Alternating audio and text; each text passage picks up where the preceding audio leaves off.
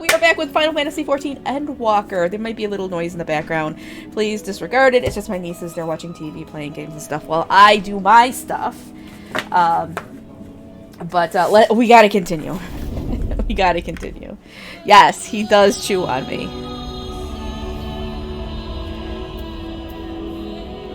Oh. What are you doing, cat? Alright, so it has been... Oh, yeah, I was tooling around in my unread mage. I look like a musketeer. I kind of like it. Here, let me turn around so I can see from this thing. Yeah. But I can't quest as a musketeer because I'm not high enough. And they also have a lot of fixed camera angles like this. Chewie. Stop being a butt. He's like, I can't, Ma. I can't. It's not in my nature.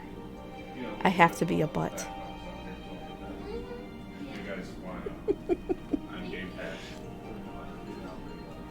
And we have one upstairs now too, so. Thank you. Yeah, because we got the new one, or the big one, and then we got one up there.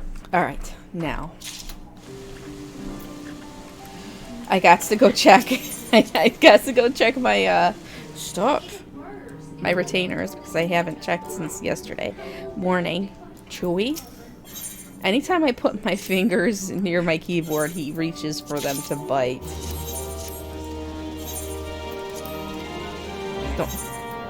Don't look at me like that, doo-doo. He is an unsundered buttian. What? He's doing that head tilt now. He's like, Mommy. I mean it. Put your finger closer, and it's mine.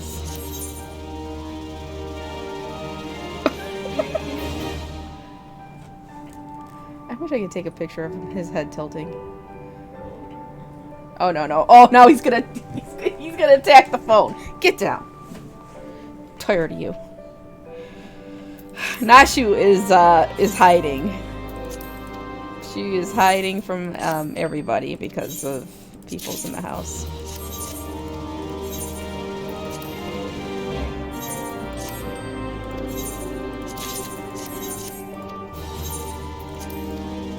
So let's see.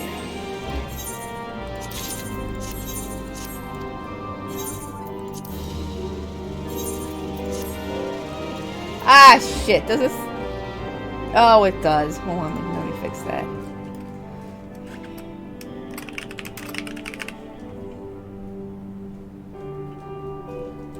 There we go. Sorry, Trevor. It's not witching hour. Sorry.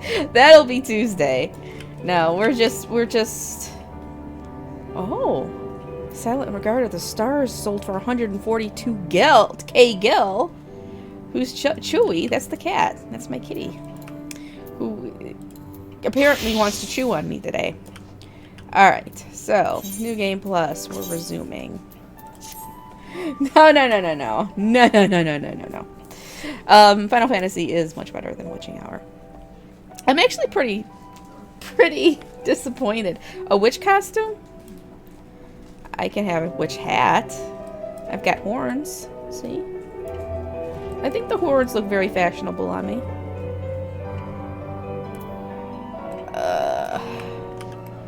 Alright. So, where are we? The Jewel of Thavnir. We gotta get to Ilsabard.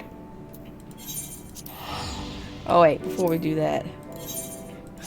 Before we do that, I got to... Well, I don't really need... Yeah, I do. I don't want to be spending all this much gil on transport. Because I'm cheap.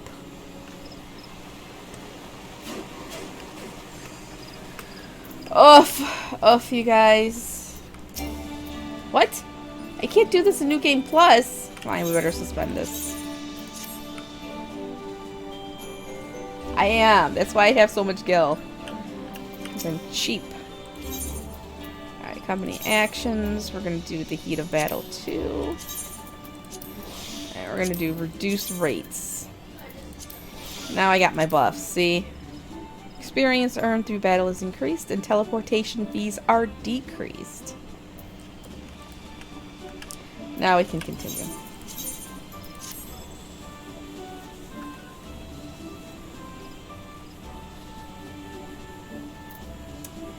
What am I doing now? Oh, that's right.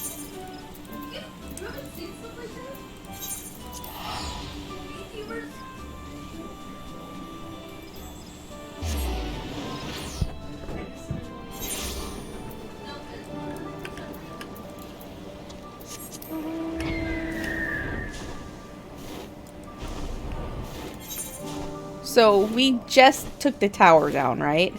We just took the tower down. We just saved Nadana. Is that her name? Yeah. We just saved the elephant peoples.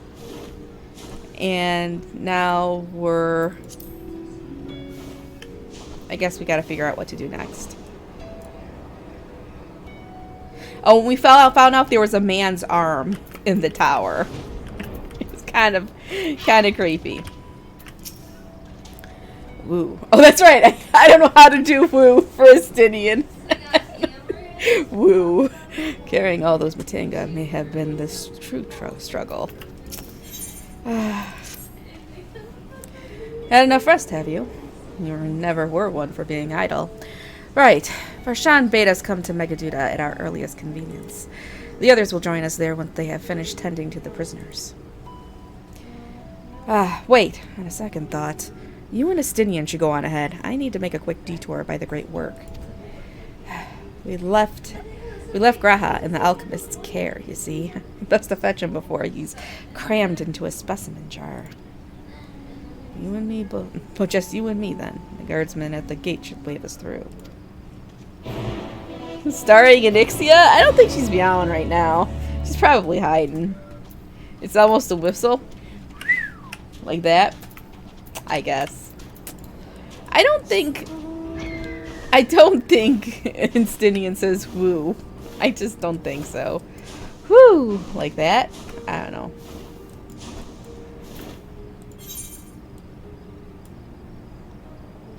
It was a 10-10 woo.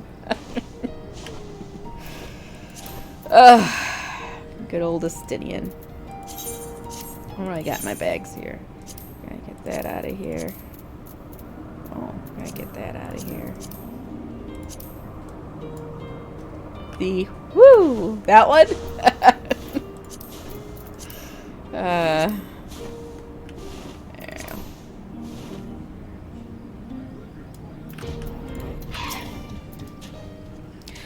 Honored scions! You are free to enter at your leisure. As I cannot leave my post, I'm afraid you must make your own way. Should you require directions in the city, the sentry stationed at the fountain atop the steps should be glad to assist you. Oh, that one. Although I have been to Haradzethan before, this place is a veritable maze. Rather than risk getting lost, we had best ask for directions from the sentry at the fountain. Lead the way, and don't expect me to act as your tongue guide. Or your tongue guide? What?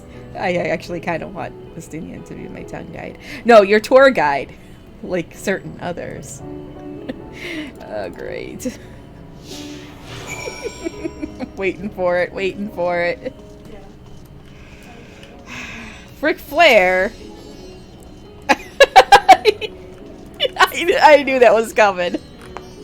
Chewie, what?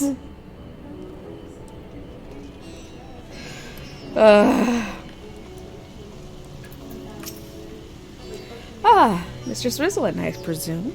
I understand you are here for an audience with the satrap. If you require directions to Megaduda, I should be glad to provide them. The satrap's residence is situated in Dharma, the highest part of Radzethan. To get there, I would ordinarily recommend a route that takes you by the bazaars in the city's north. Due to the state of alert, however, most businesses are currently closed and the Etherite disabled. As such, I will provide you with an alternate path. First, please ascend the steps next to this fountain, then continue left. There will be more steps, and upon ascending them, you will emerge in Paksha's path. Proceed through the large door on the right, and you will arrive at Reveda. Reveda's, I guess.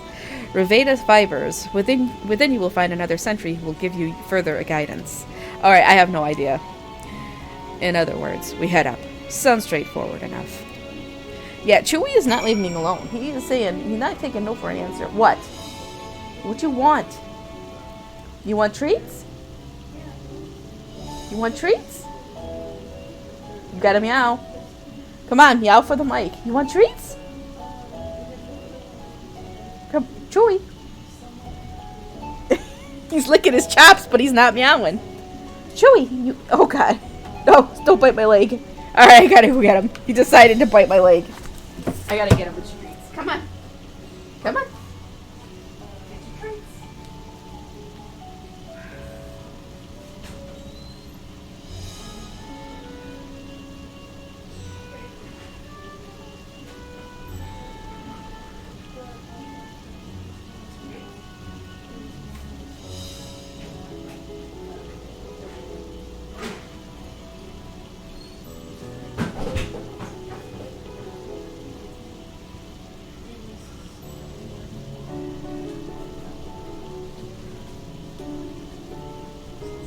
I know, I did. I said it. And when you say it, you can't take it back, so I had to give him some treats. So hopefully that'll buy me 2.5 minutes. Okay.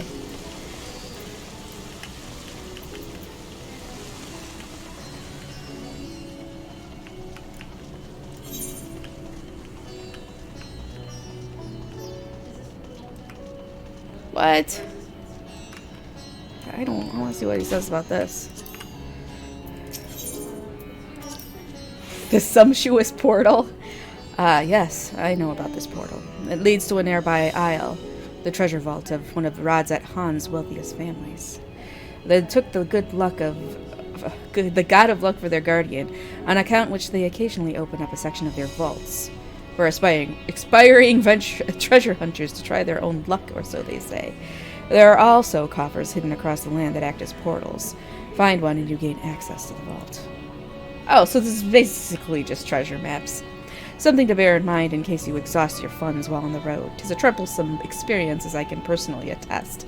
Yeah, because you're probably trying to solo them, Estinian.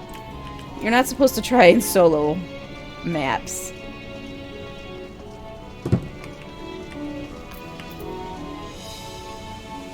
I've done a bunch of maps before. We used to do them all the time, but it seems a bunch of people have taken a break, so that's fine. Yeah, you can get richer. You go in there. You can even gamble. There's even gambling in there.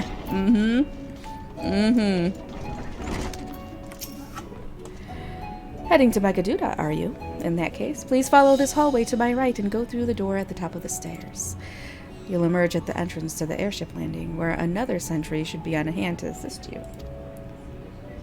Incidentally, if you ascend the steps to either side of me, you'll find the workshops of Ruvedia Fibers. Though you're free to observe the artisans, take care not to lose your way. Alright, can we just get there already? I don't need a whole tour of the city.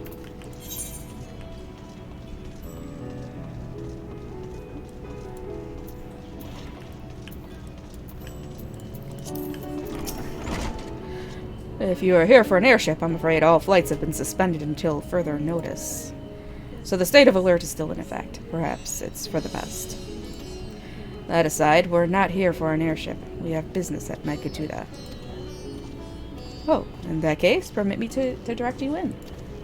From here, it's quite simple, really. Ascend these steps, and then continue straight ahead and across the bridge. You cannot miss it. What do you mean, no gambling? That's how... What do you think I do with the golden saucer? I gotta check my my lottery ticket tomorrow.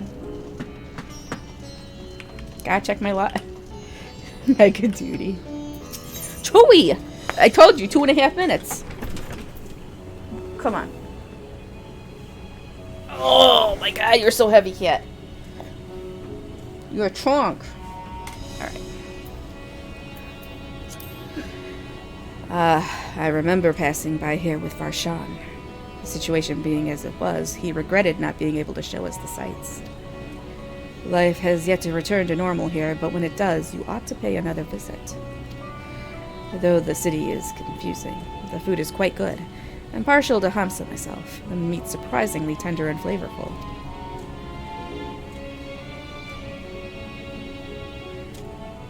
Squawk, squawk! Okay, I guess that's a hamsa. He didn't like that Estinian said he's very flavorful.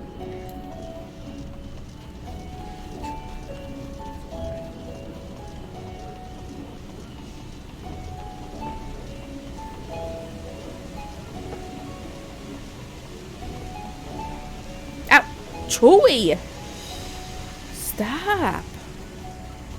Why you being a brat?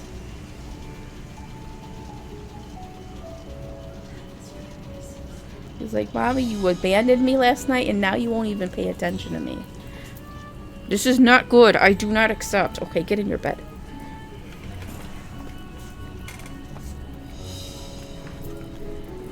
Alright.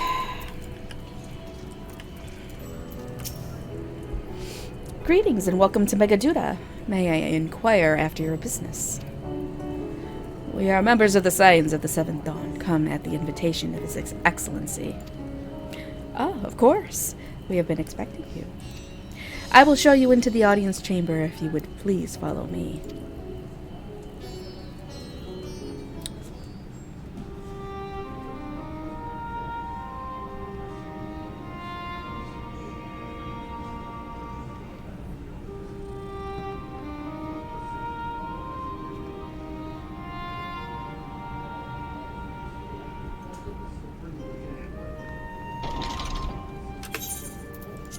I'm gonna assume there's gonna be a talking part. Or voice acting. Are we the last to arrive? I hope we've not kept you waiting. Not at all. Your comrade is feeling better, I trust. Much better, thank you. Harness remedies are certainly potent, in more ways than one. One becomes accustomed to the taste, although I hope you never have cause to do so. Pray, take your ease.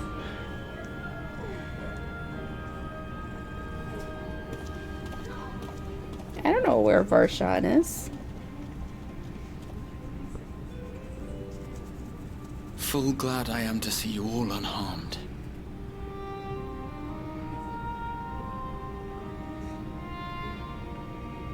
Valiant scions, for your heroism, you have my boundless gratitude. You cast down that dire tower and set free its hapless captives. You cleanse their souls of its corrupting influence. No words of thanks will suffice. In place of platitudes, I offer a bounty of warding scales. Ooh. Pray accept your due reward, along with the goodwill of Radzatan. Alchemists throughout the land were put to work in the forging of your talismans. The finished ones have been collected, and now await you at the High Crucible of Alchemia. Present this letter when you are ready to take them into your possession.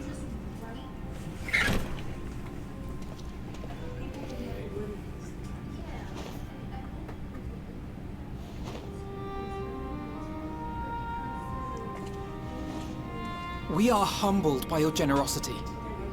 Know that the inventive wisdom of Radzat-Han will be vital in restoring serenity to our star. Every single one of those scales came from you, didn't they? You must still be in such pain. Ooh, ouch. 'Tis of no moment. A mere annoyance compared to the dreadful suffering inflicted upon this land and its people. Hey, Superman.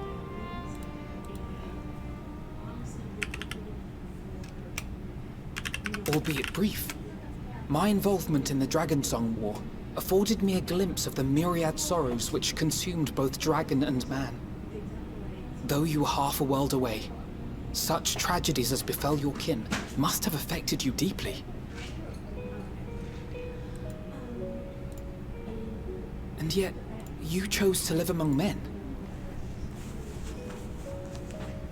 I love the dragon song playing in the background. When that conflict first bloomed, my choice had already been made.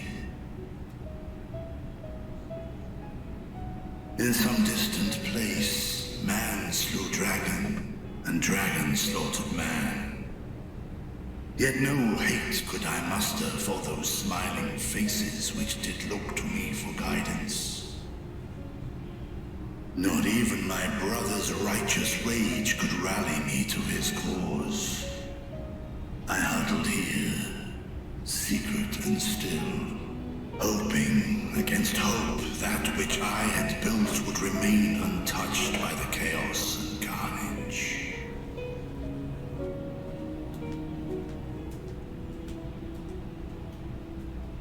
Twould seem we share the same desire for peace, great Vritra. To that end, I wonder if we might trouble you with another question. The Telophoroi are intent on recreating the final days, an apocalyptic event which we know to predate the sundering of the star. As the longest lived among us, know you aught of this terrible cataclysm?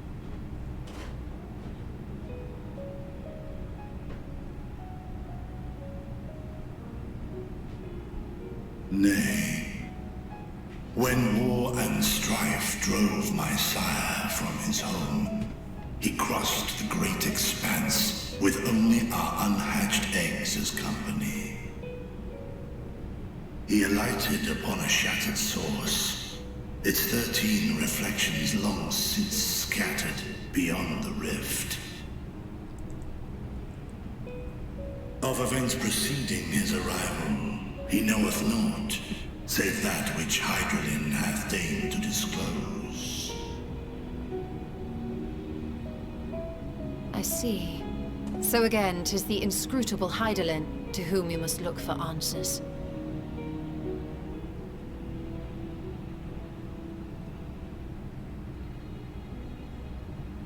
Seek you to divine the will of this star? If so, I have a tale which may afford you some small comfort.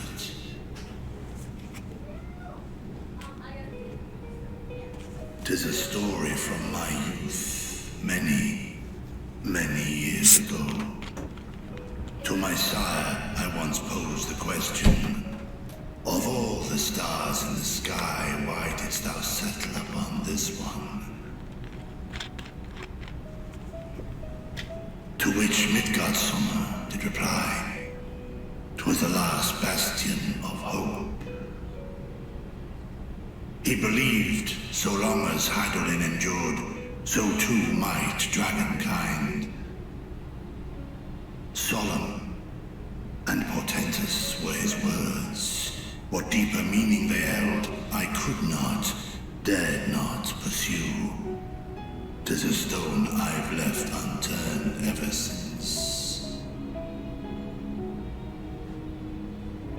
Yet take you solace in the knowledge that whatsoever Hydralin does strive towards, 'tis an ideal which hath earned my sire's conviction.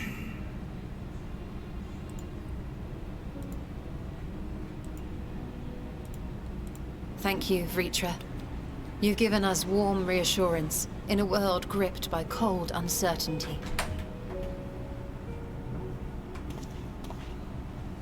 While I'm sure we all have a great many questions, I think it's time we collect the talismans and be on our way. Our fight against the Telophoroi is far from finished.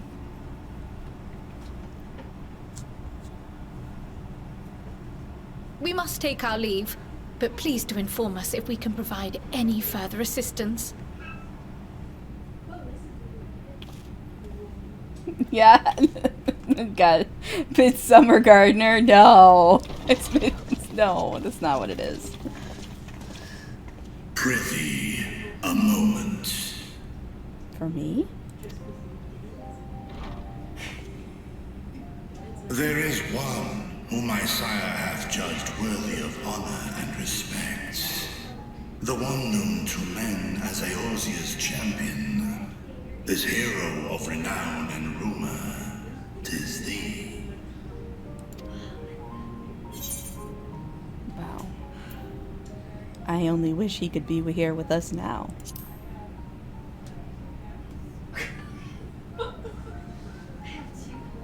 I know of his clash with Omega, and the long slumber which was his price.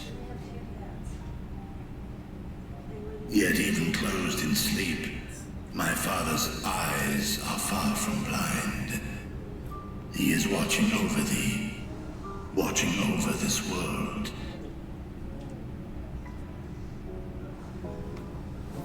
'Twas a revelation most pleasing that thou, a child of man, had gained Midgardsonner's trust. But alongside mine elation runneth a rivulet of dread. For upon thy life's reel wind too many threads of fate, power, wheel enmeshed with woe. Amidst this tangled knot thou shalt know no rest. 'Tis an endless confluence of forces, a struggle without surcease. More terrible still is the attrition wrought upon thy companions, as they are swept up in the storm of thine existence.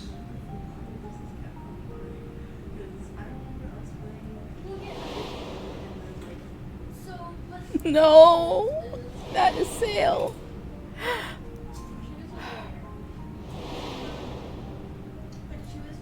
What do they want to try to do? Make me cry?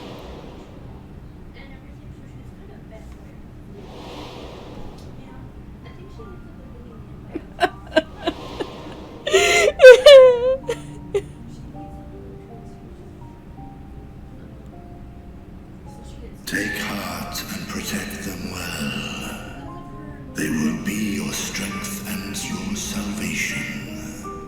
The hope thou wilt need come the end. Even cowering behind my curtain, I know the suffering of the powerful. I have watched my siblings driven mad by loss. Thus do I exhort thee to spare no effort to keep thy loved ones safe.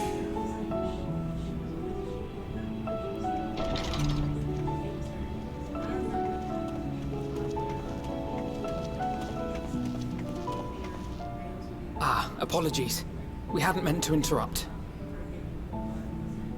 It's just that we do have a history of suddenly collapsing, and when you didn't follow us out... 'Tis I who must apologize. I have detained your champion overlong with idle chatter. Go. At war's end, I pray I welcome thee back into my hall, where together with thy joyful comrades, you may toast your triumph.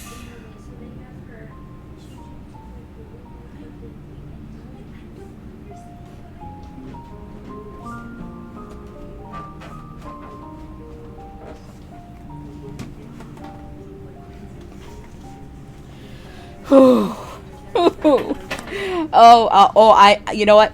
I'm gonna guess Superman. I think I know what part that damn near made you cry. And it was the first part in this game where I was like, alright, I'm in. It was probably when you came back to the Wakened Sands, wasn't it? I know. It did, the very end. The last frame was Orshvan. So... our apologies again. I hope we didn't force you to conclude your conversation prematurely. So what were you and Vritra talking about? Nothing? Very well, if you say so. The others have gone ahead to the High Crucible. Let's catch up to them. I knew it, see? I knew it. No, there's gonna be more. Oh, you were just at the beginning. You were just at the beginning. Tears will flow.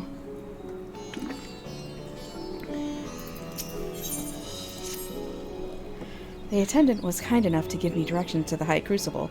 First, let us return to the mulberry orchard. Mulberry orchard.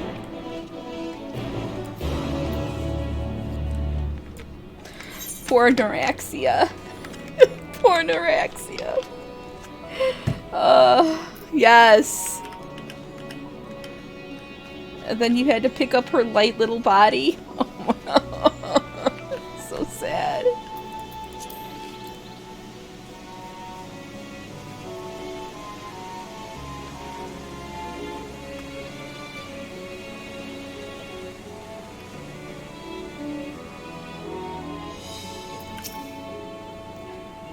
From here, we're supposed to follow the path left and past the mulberries. Those are mulberries?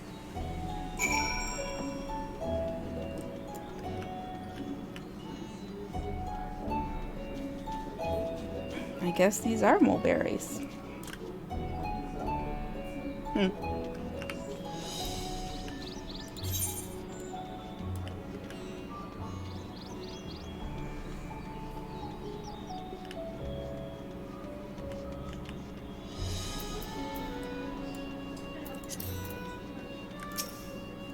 Where the street turns, enter this door straight ahead, then descend the steps. I thought the Crystarium was confusing. It doesn't compare to Razet Han. The architecture and decorations make it even harder to get your bearings. Anyway, let's see where this door takes us.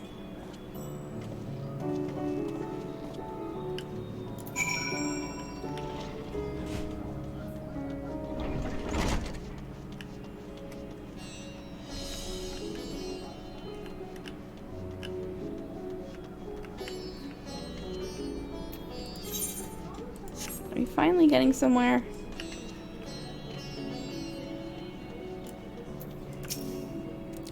And here is the Etherite Plaza. So far, so good. And there isn't much further to go. From here, we just need to cross to the other side of the hall, then pass through the larger of two doorways. The High Crucible lies with beyond. I suspect the others have already collected the warding scales. Come, let us join them.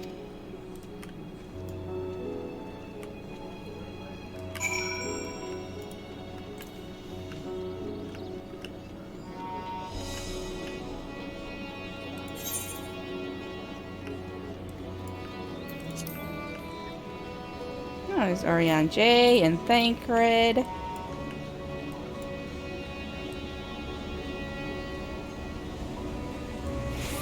The High Crucible of Alchemia. We're last, of course, but at least we found the place.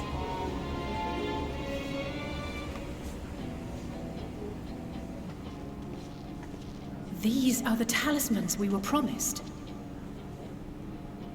Yes, and I made a quick count. There are far more than we could have hoped for. Enough to outfit an entire company of soldiers, in fact. Considering the involved process, that they were able to manufacture so many in such a short span of time is nothing short of a miracle. Once we have distributed them to our allies in Eorzea and the Far East, we'll have a fighting chance to bring down the other spires. Just as we did with the Tower of Zot. Or we could use them to invade Garlicmold proper, and strike directly at the Telophoroid's base of operations.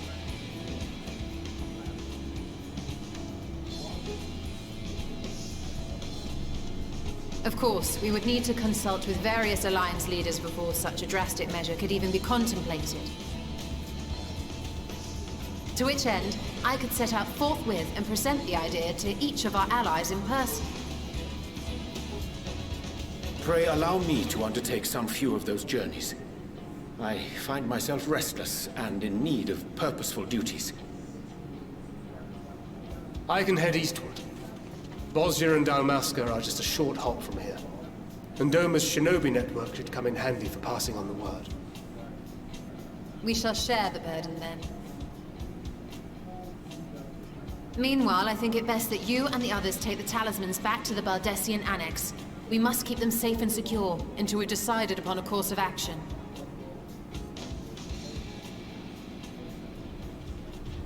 Please, I must speak with you. Adana! Yes. I'm so happy.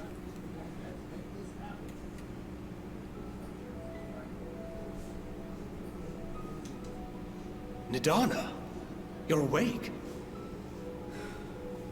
Yes. When I spoke with the carer at my bedside, she told me that one of the scions, a young woman, had cleansed me of the tower's corruption. It seems I've been asleep ever since the treatment. But when I awoke and learned you were all still here, I knew I had to come.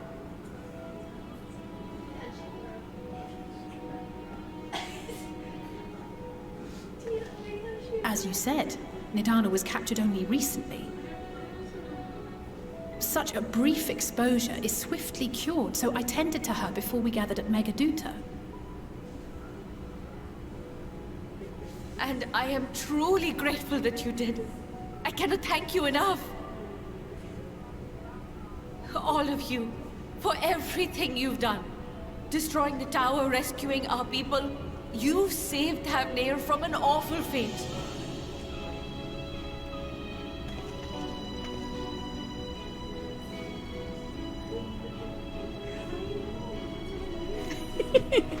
Yet who has smiled. truly saved whom?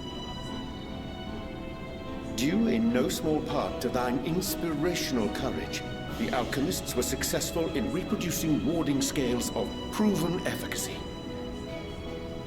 Replications of thy work now stand ready to travel across the seas, unto the hands of those who might wield them against this rising evil. The talisman? Is this true?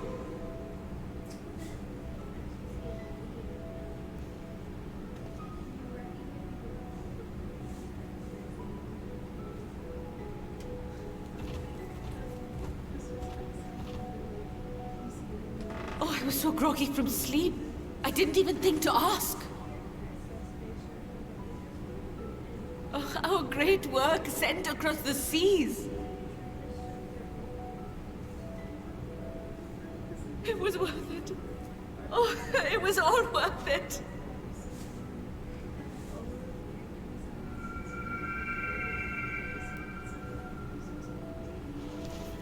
The flower. Look at that. Its color is completely changed.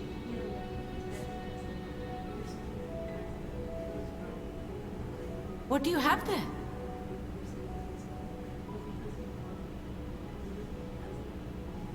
How unusual. I wonder if the effect is a reaction to Akasha. I'm afraid I'm not familiar with that term.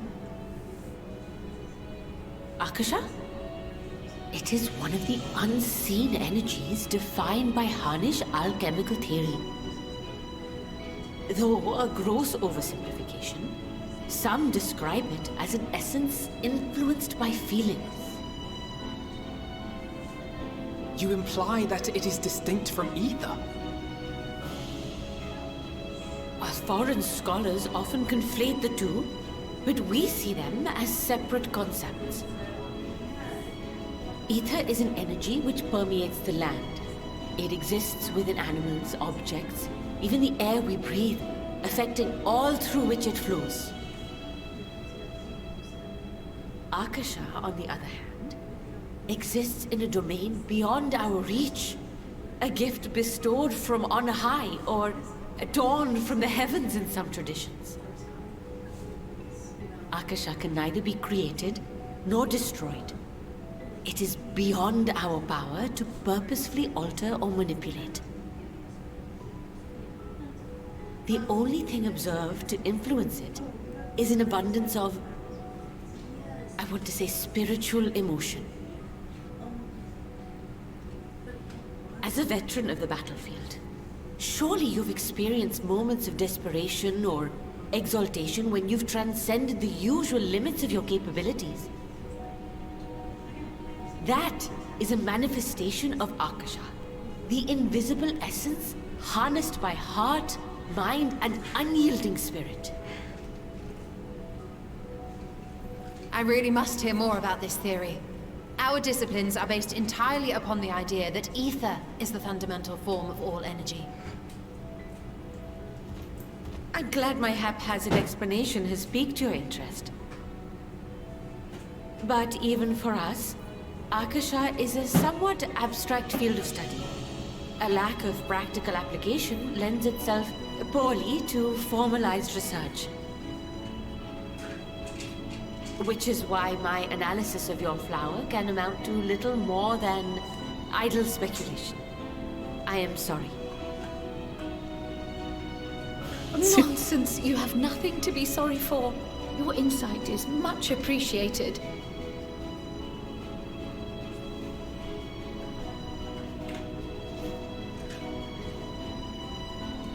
Shall we depart for Charlian then? I will see to it that the talismans arrive at the Annex. And we will be in touch once our talks are concluded. I suggest you rest while you can. From here onward, sleep is bound to be in short supply. Ah, boy. Super Saiyan Chuda! Okay, well, yeah, of course I'm always Super Saiyan. And you know what, I haven't done ocean fishing yet. I really should do it. I had a friend who was addicted to it for like a month straight. All she would do was ocean fishing. So I guess it is kind of fun. It could be.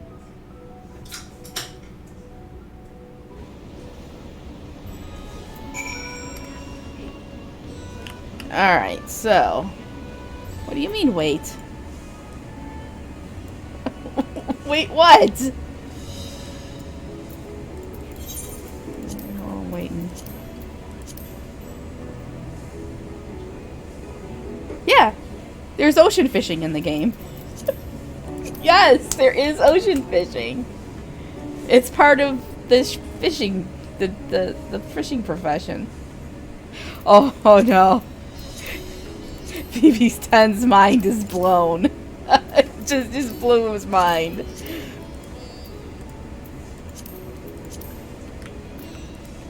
Okay. I know I never did it. I haven't really done any of the... Look. I have them all leveled all the way up. Like my outfit. This is my crafting outfit. I look very chic, I think. Very preppy. I don't know about preppy. I don't know. I kind of like it. And then this is my gathering outfit. I'm out there with my whip. Scaling mountains. All types of stuffs. Alright. Need to get back to the Baldusian Annex.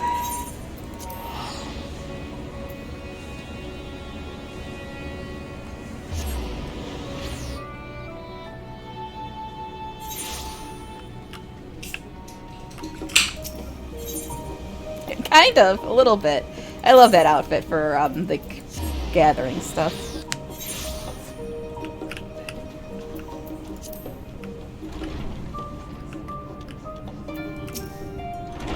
It's good to be back, and with the fruit of our labors safely in storage.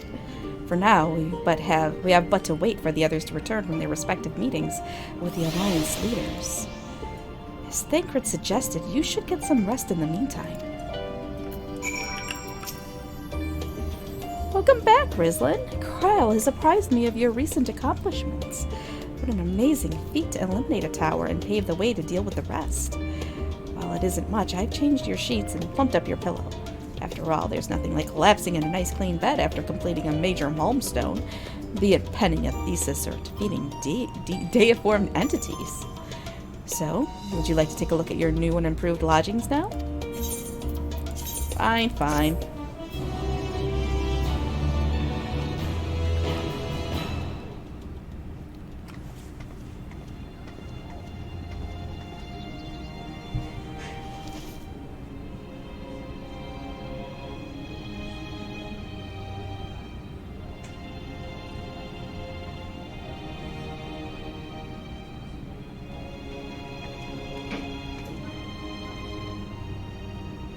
Take heart and protect them well.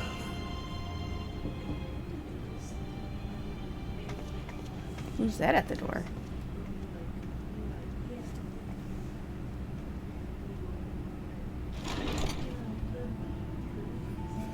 Good, you're here. They brought You haven't takeout. eaten yet, have you? We've bought quite a spread if you're interested. Only the finest dining from the last stand.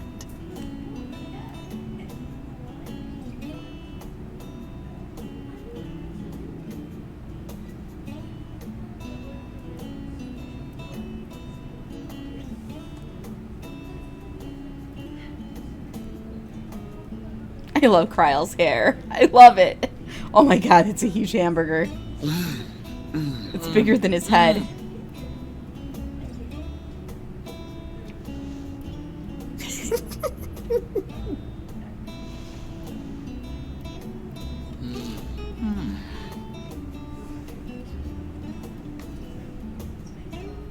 Lest you wonder, we invited Estinian as well. But he refused with a rather grim-faced, "No, thank you."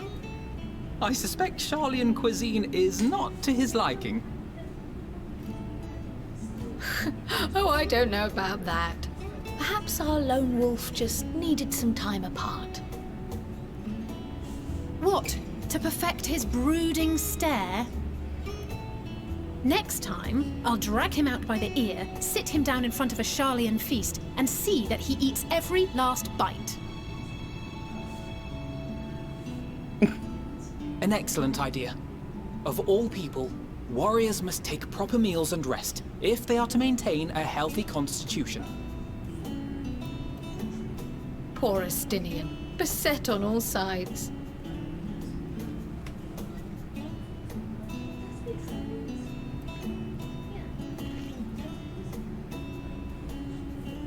Speaking of one's physical condition, Mistress Kryle, I hear you recently played literal host to Hydaelyn herself. And what an experience that was. Tiring, yes, but no lasting harm done. If anything, I should have liked to speak with her longer. I've not felt a hint of her presence since. Hydaelyn instructed you to carry that flower, yes?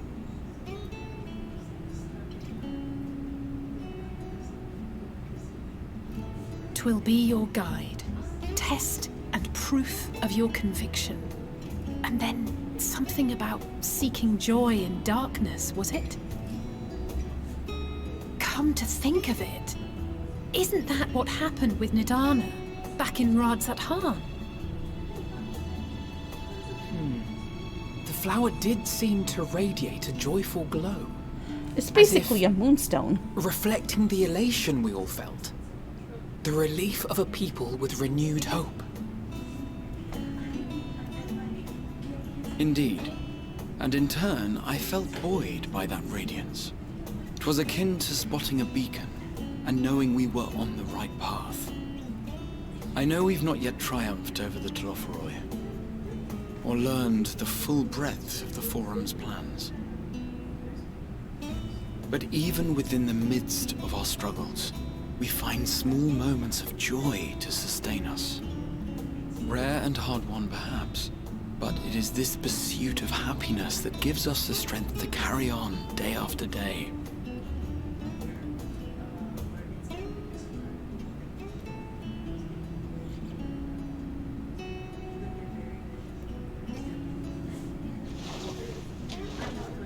Hey, that's mine. To the swift the spoils.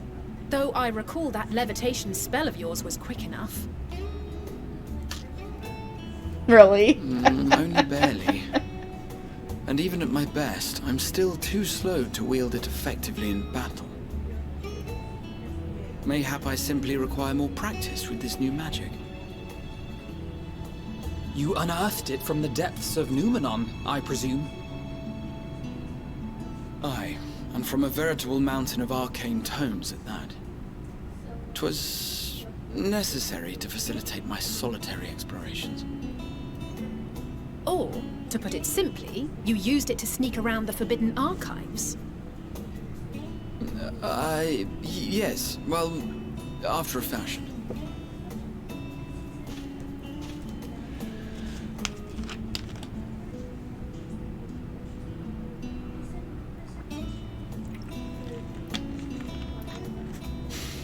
They're tall, you see.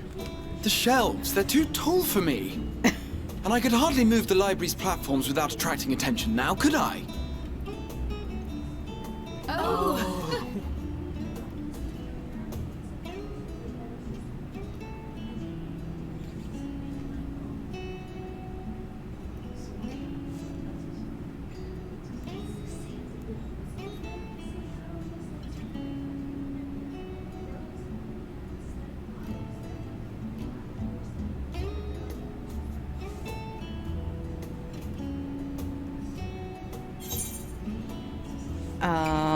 Well, you know, dude, you do know these are my quarters. No, I'm just like, are we pushing on until dawn?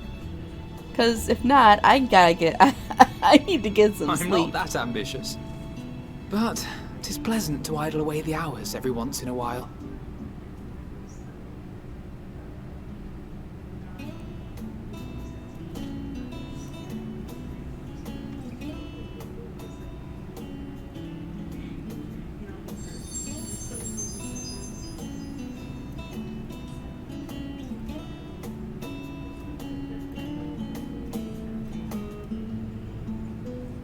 What, you don't know what a moonstone is? Uh-oh.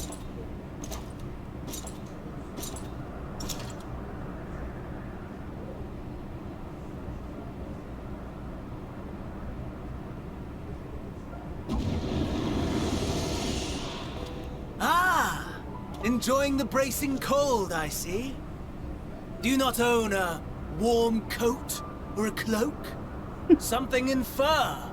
Or fashioned from the skins of your enemies? Or... well, never mind that. I come to you once more as the bearer of bad news. Our tower in Thavnir has been toppled, and I need not tell you by whom. Given how many we have at our disposal, the loss of a single spire is hardly fatal to our plans. It does, however, slow the rate at which we siphon ether. If they continue to preoccupy themselves with the towers, then all will be well.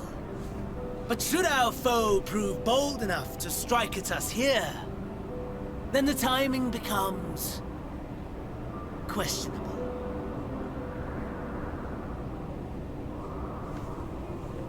Our foe is bold enough. Of that, I can assure you.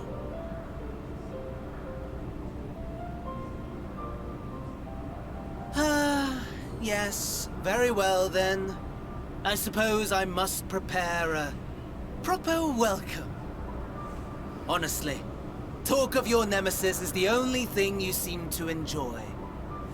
Does nothing else spark your interest?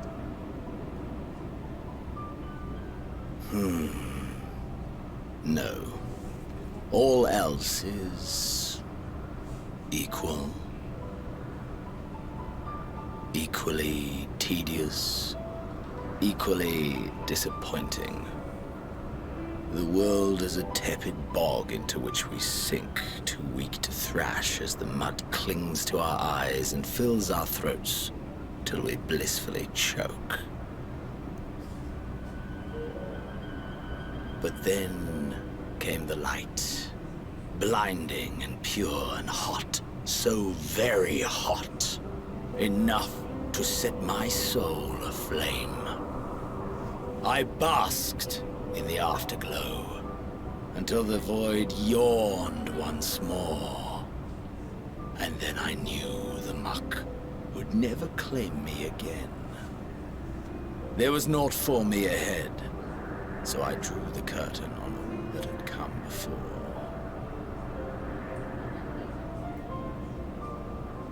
Burn. Burn. Let the whole star burn. I will have my contest. I will reclaim my moment.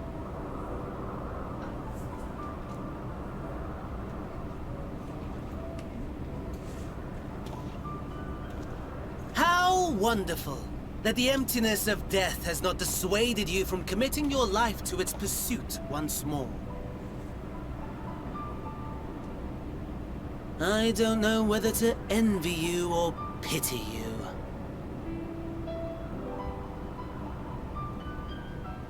You question my disinterest, but what of yours? Despite your noisome antics, I sense you take little pleasure in this endeavor. Mercy, my lord. Such pointed barbs from one who barely acknowledges my existence. Nevertheless, you are mistaken. For I do find this part somewhat enjoyable. You see, when I was mortal, I would always have the same dream.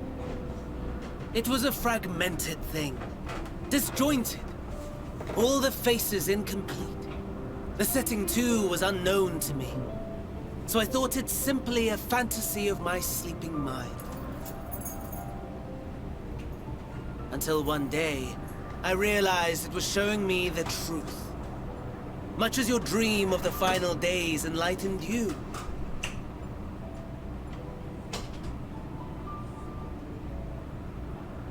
And soon, very soon, the rest of the world will see the truth of my dream, too. Yes, I think that is something we can both enjoy.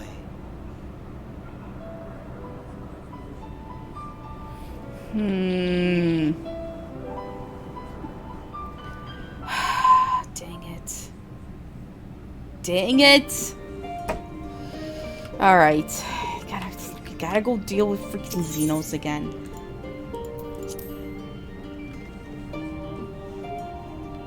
Alright, let's see.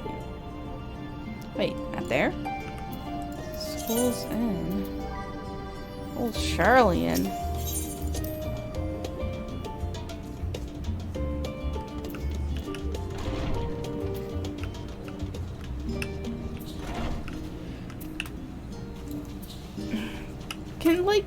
Wait, where am I going?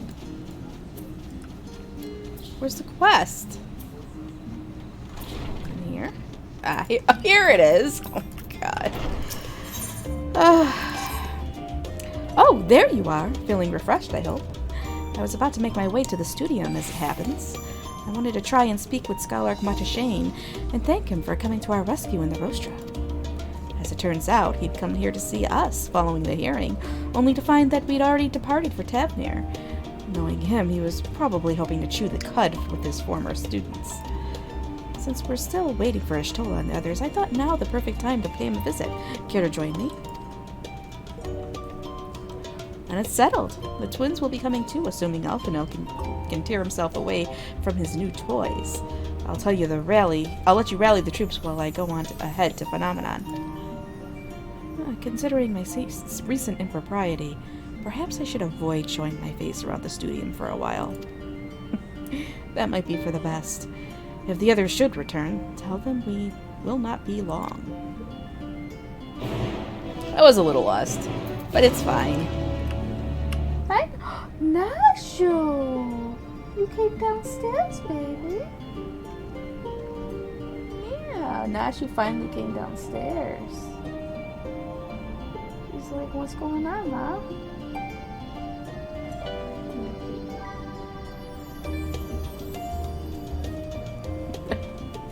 She was freaking out because my nieces were here.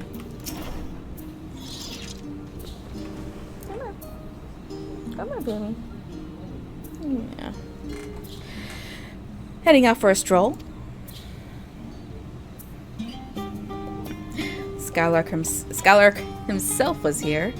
In that case, what are we waiting for? I too am eager to see him, though I somewhat dread the thought of visiting the studium. I dare say our notoriety precedes us. I too... Oh. I don't know where she went. Where'd you go, baby? Ah, she's off. Alphino, of all people worrying over his reputation. And at our alma mater, no less. Will wonders never cease. You'll understand soon enough. Off we go. I think she just came in to say hi and then ran off. Oh well.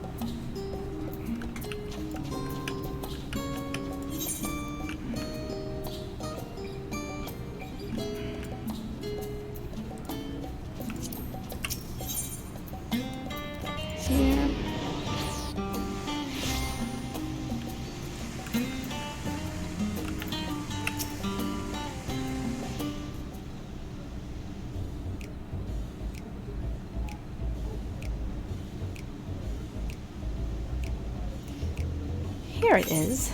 Phenomenal. Oh, crap. Cat. I missed it. Sorry. You scared me. While most of the space is taken up by the expansive auditoriums, it also houses numerous laboratories, testing grounds for experimental magics, and a host of administrative offices and so forth. Oh, she's probably starting to get hungry. As the center of what would later become the studium, it was established to promote the study of etherological phenomena, hence the name. Though with ether being a fundamental aspect of nature, its scope expanded to include every conceivable facet of life and even the universe itself. And then, in the 432nd year of the 6th Astral Era, phenomenon was decreed complete, and the studium officially opened as a place of learning. With a long and storied history, it is without question the world's leading authority in Etherology, the arcane, the occult, astromancy, and countless other fields, standing proud as Charlian's foremost educational institute. You always did enjoy giving the grand tour to new students. Indeed, I've long since lost track of how many times he has recited that same foppish speech, such as his undying love for his old stamping ground. He was in top form back then, youngest to enter the studium, graduated with highest honors in magical arts and etherology, undisputed champion of the debating chamber. Hold on. You both joined the studium at the same age, yes? And from where I stand, you're equally prodigious scholars. Nice of you to say, but Alphino actually entered half a year before me, nor did I do well enough to graduate with honors, and I am certainly not the studium's most notorious master debater. In all respects, have I ever been in his shadow? If nothing else, just remember that this was where the legend of Alphino Leveilleur began. We should expect everyone to be fully aware of our recent escapades. Hopefully, we'll be somewhat more welcome here than we were at the last stand. I know better than anyone the adoration the student body has for Alphino, and with a bit of luck, it might work to our advantage. Well, there's no time like present. First things first, let's look for Scholar Martashane. Other faculty tend to frequent their offices, but unfortunately for us, he's fond of wandering wheresoever his whims take him. Let's split up and ask the students if they've seen him.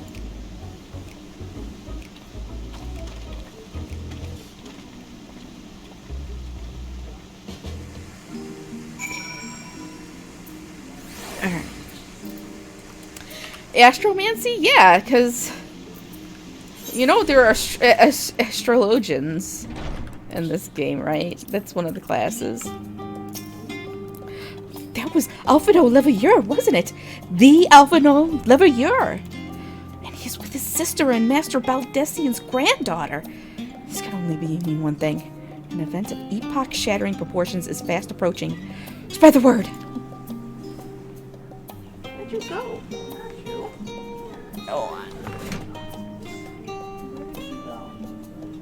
Oh, she's driving me crazy, cat. Okay. Oh, sorry. You said you were looking for the Scholark, yes? Knowing him, he could be anywhere.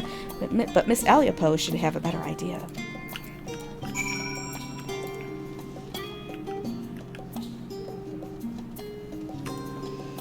see. Where are we on the quest? Bound? Oh, jeez. Yeah, I don't think we're getting to the next dungeon today. I don't think we're gonna be able to. Oh, man.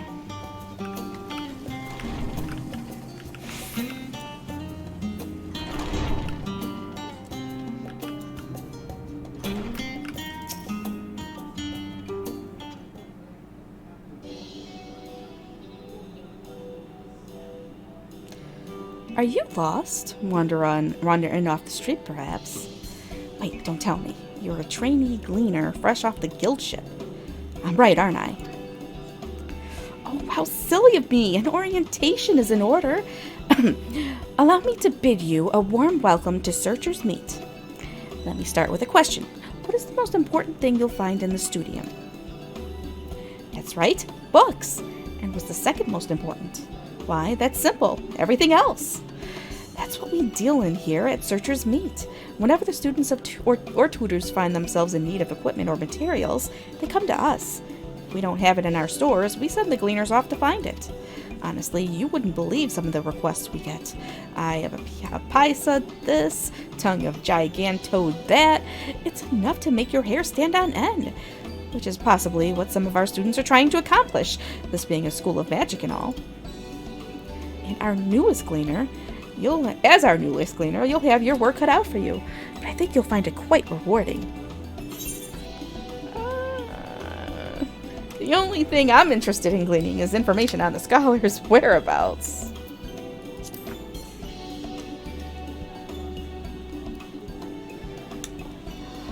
I beg your pudding? You're not a gleaner? Then this was all an elaborate ruse? No, wait. Come to think of it, you never actually claimed to be one in the first place. My mistake. He was here, but now he's not. I did speak with him shortly before you arrived, though. He said he was on his way to Maker's Meet. Go back the way you came in, and you'll see it on the opposite side of the entrance. It's a laboratory of sorts, home to many rare and expensive curios, not to mention alarmingly frequent accidents. If you lose your way, just follow the blood-curdling screams. In the time it's taken me to tell you all of this, the Scholark has probably already left. Best of luck finding him. I have a feeling you'll need it. Oh, man. Just you wait. Just you wait. I cannot wait for you to meet Pudding Way. You're gonna love Pudding Way. You are going to love Pudding Way. What's this? I assure you, I'll tell you all about it after my business with the Scholark has concluded. Scholark? Tell me, my good fellow, does this have something to do with saving the world from catastrophe? Might we turn our attention to Mr. Livier's graduation thesis? I, too, have my doubts regarding our policy of non-intervention. Is it true that your experience as overseer are the reason you have incurred the ire of the Forum? Oh, what I wouldn't give to see you butt heads with those old codgers. Oh my god.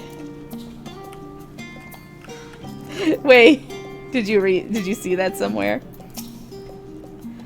Things are bad enough during our school days, and Alphino's time abroad has only heightened his fame. Or should that be infamy? He had his rivals and detractors, of course, though most of them gave that up after his adoring fans set upon them like ravenous dogs. Alphino, on the other hand, never paid them much notice. They were simply beneath him. Alphino had a fan club?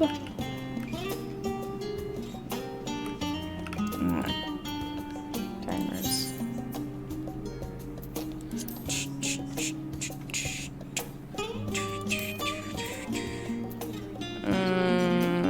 I can't check. I don't think I can. Nope. Can't check.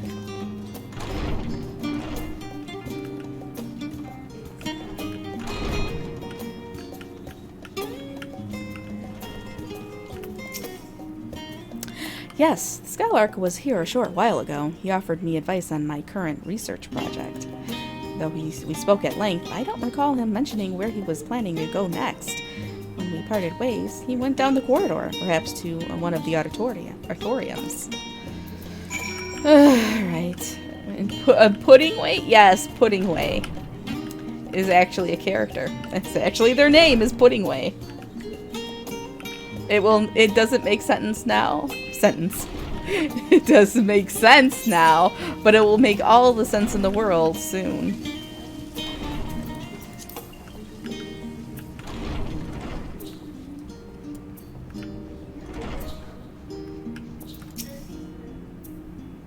No, it's not talking pudding. Ah, I remember you.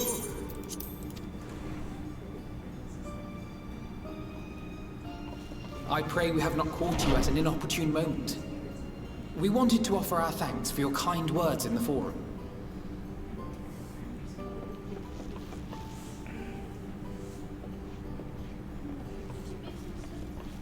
Well, I could hardly let that inquisition go unchallenged. I've always believed that curiosity should be nurtured, not stifled. Thankfully, a majority of my colleagues agreed. A slender majority, aye, but a majority nonetheless. Had the vote not gone our way, we would be having a very different conversation, if any at all. Though I'd like to think you would have not given up on our cause. I'm told you paid a visit to the annex afterwards. Yes, that's right. I was hoping to speak with the grandchildren of my dearly departed friends Galuf and Louisoix in a less dour setting. But it seems I just missed you.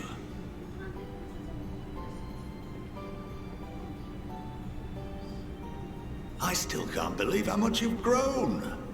If only your grandsires could have seen the way you presented yourselves to the Forum. Why, it fair brought a tear to my own eye.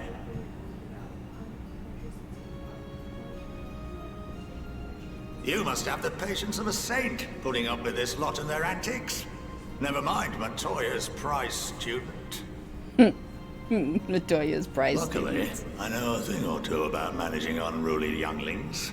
If you ever need advice, don't hesitate to ask.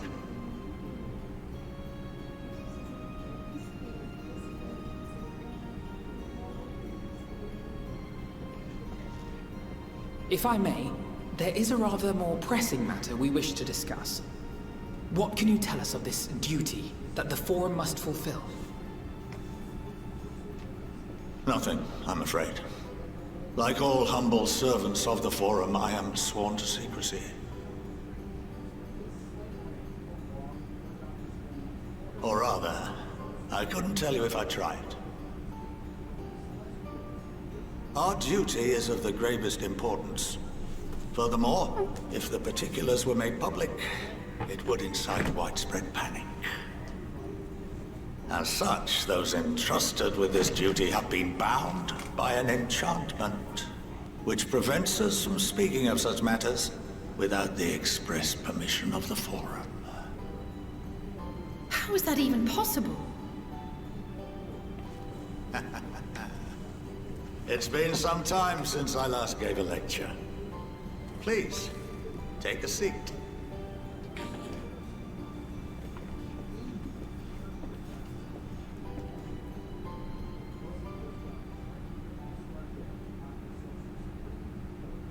Oh, we are actually really gonna get a lecture.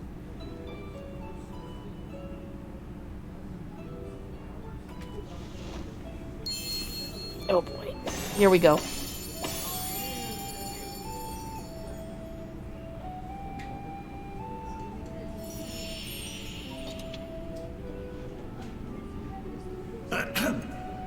We shall begin by reviewing the fundamentals of Etherology. The ether, which imbues us with life, can be categorized into three forms. Two are of the incorporeal sort, the soul and the memory. Can anyone tell me the third?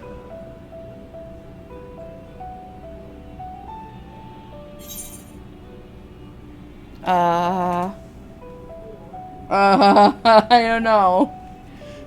What? Corporeal ether?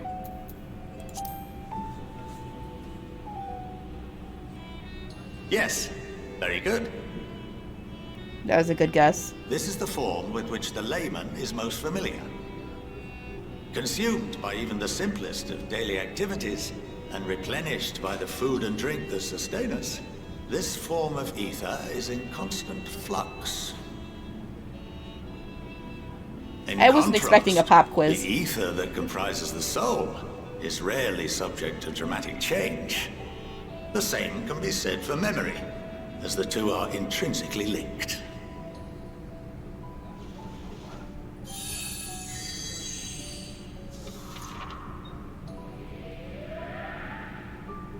Picture the soul as paper, and memories as words written upon it.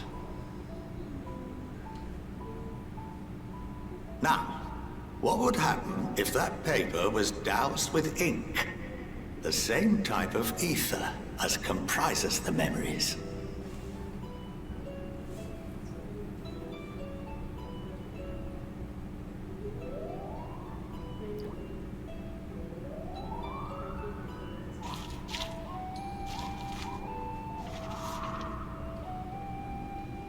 It would blot out everything that was written. Precisely. We would be unable to recall the memories, and any activities that depend upon them would be hindered as well. In fact, this exact phenomenon was observed on a vast scale not so long ago. And what might that have been?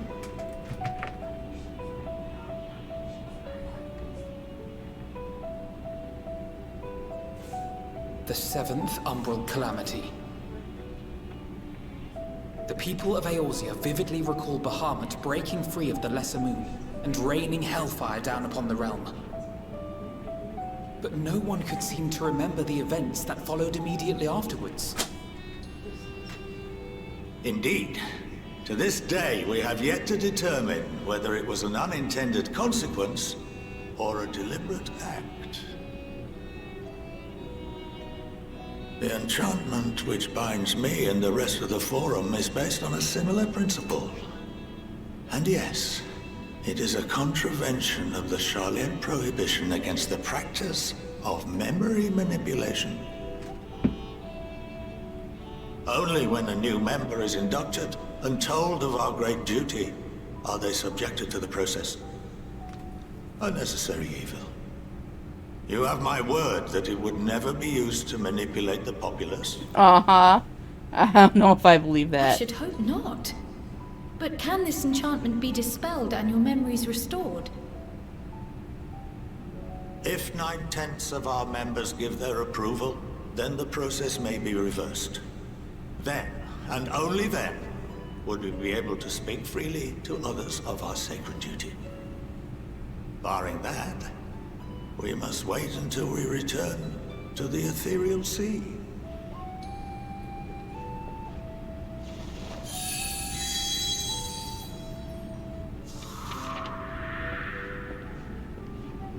For there we will be purified, the blots upon our souls washed clean.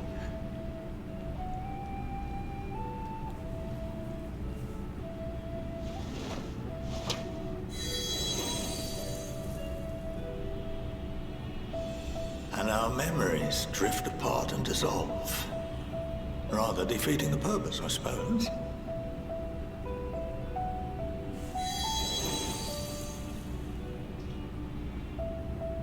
But there are those memories that are indelibly etched upon our souls, some believe.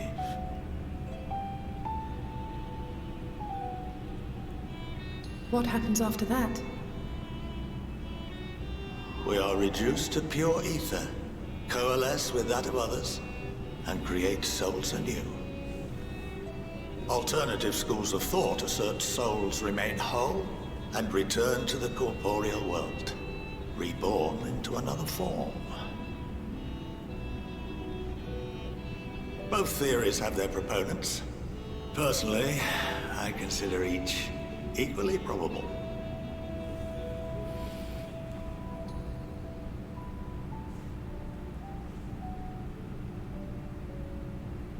Why am I so shocked? Why do I look so shocked? Well, I think that's enough education for today. now that I've given you some food for thought.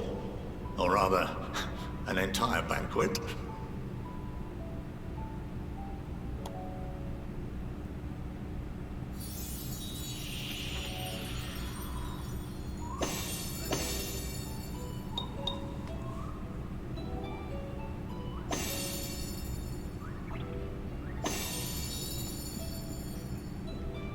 I would remind you that although I'm unable to assist you with certain matters, the resources at my disposal may still be of use to you. I'll arrange for you all to be given the run of Phenomenon. Of course, as associate to our alumni and the students of Baldessian, this privilege is extended to you as well, my friend. Oh, and I suggest you speak with Ki Aliapo. She's well known among the artisans of Sharlayan, and her network of contacts may prove useful in your search for knowledge. I wish you all the best in your pursuits, wheresoever they may take you. I just talked to the other neighbor. What? I just talked to the other neighbor. They had no problem with it. Seriously? Yeah, he said none at all. Other than they having to taper the edge. Yeah. Like they weren't allowed to go straight. Yeah. He said, nah, why didn't they have no problem? No email from the village yet? No, haven't heard back. He said latest Monday though, so. Well, if you don't hear Monday. Yeah, Tuesday I'm calling again. Yep. Sorry. Husband, we're still trying to get our driveway done. Alright.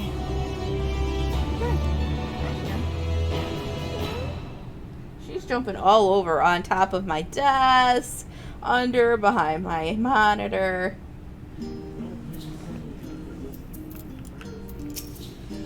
While Scholar Monteshane is best known for his role as head of the Studium, he is said to be one of the finest mages Sharlayan has ever produced. Having seen for myself the ease with which he weaves extraordinarily complex and powerful magics, I have no reason to doubt the claim. Some of my earliest memories are of Scholar Monteshane, actually. He was a close friend of our grandfather. He would come for tea and amaze us with his tricks, much like his demonstration with the paper and ink. He's a huge part of why I wanted to enter the Studium in the first place. Well, that's given me much to mull over. I feel as though we're one step closer to understanding the Forum's true motives, and the mysteries of life itself for good measure. It's funny, I came here with the intent of expressing my gratitude, only to leave more indebted than before. I have a feeling his friendship and support will be a great boon to us in days to come. And on that note, let's head back to the Annex. Perhaps on the way you could better acquaint yourself with Ki Aliapol, as the scholar suggested, while I share our findings with Raha. A capital idea, I say. Just capital. Well, that's the name of the quest, but yeah.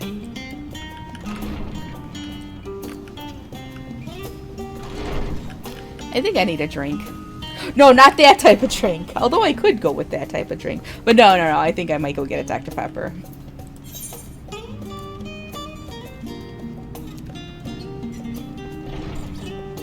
My niece, my eldest niece is here. And she's making us homemade ramen noodles. Oh, what is that? Is it a top hat? Oh, Dr. Yeah, it is. Yeah, I'm gonna grab myself a Dr. Pepper.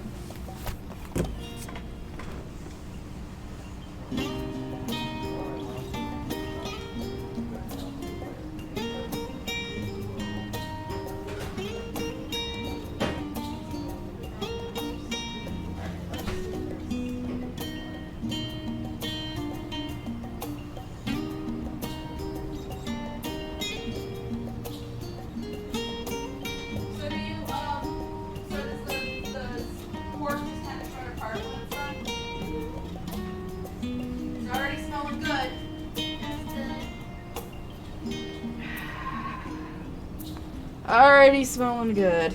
Is she the artiste? No, the eldest isn't the artiste. My second eldest niece is here, Emma. That's plain up. and she is an artiste, and she's drawing right now.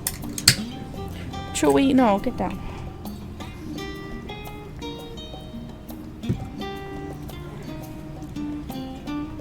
All right.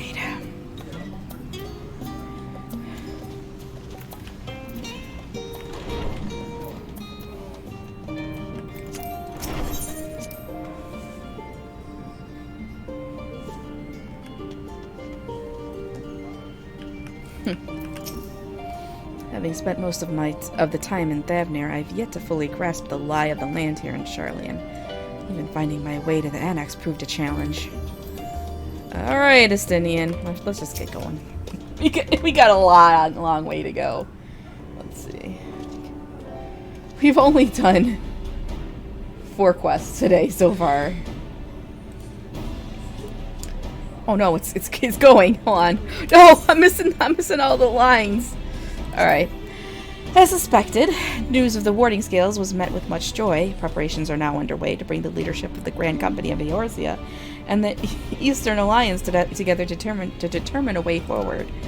Our friends have asked that we bring the scales in our possession to Limsa. So the time has come for us to go on the offensive?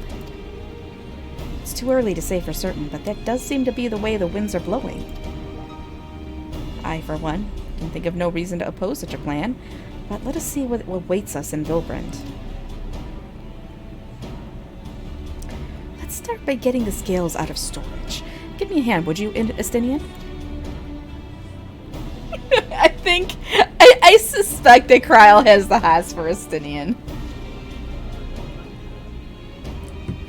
Kryl definitely has the hots for Estinian.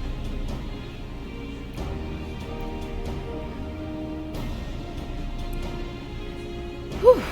I didn't realize these crates were so heavy. I shouldn't complain, though. Vritra and the alchemists of the great work put their heart and soul into each and every one of these scales. So you must treat them with the utmost care. Are you not coming with us?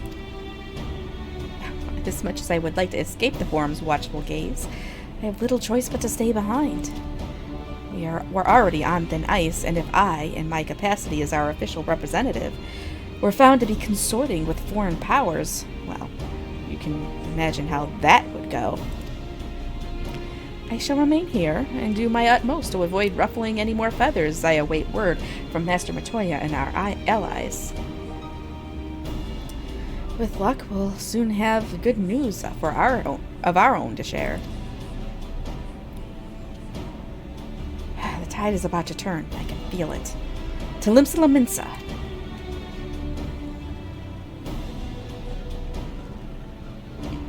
What are you talking about, no hots?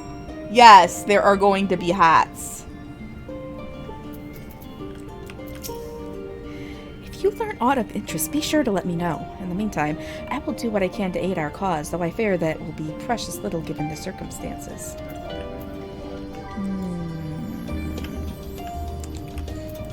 Enter command room in Limsa.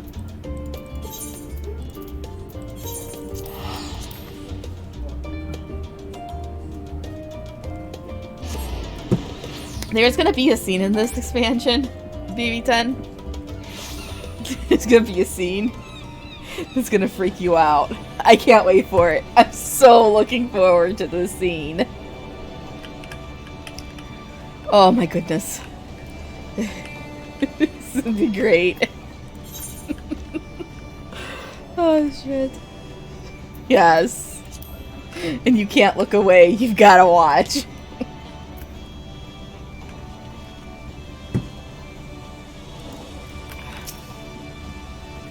I was told to expect you. As you may or may not be aware, the Admiral is at present entertaining the Elder Seedseer and the Sultana. 3 of the most powerful women in the world in one room. Do you need a moment to prepare, or shall I show you to them? Where's Lord... Where's Sir Emmerich? To the final to the ratings board, stop it. My apologies for calling you away from Sharlayan at such short notice. On the contrary, we are honored and grateful. and pleasantly surprised to be joined by such esteemed company. 'Twas only right that this discussion be conducted in person. We are locked in a war of attrition. Our forces struggle to contain the threat posed by the towers, and it is only a matter of time before we are overwhelmed. Victory will only be claimed through decisive action, and we have taken the initiative to set the wheels in motion. Stop with the cow lady. It is reassuring to learn we are all in accord. But might I ask what your plans entail?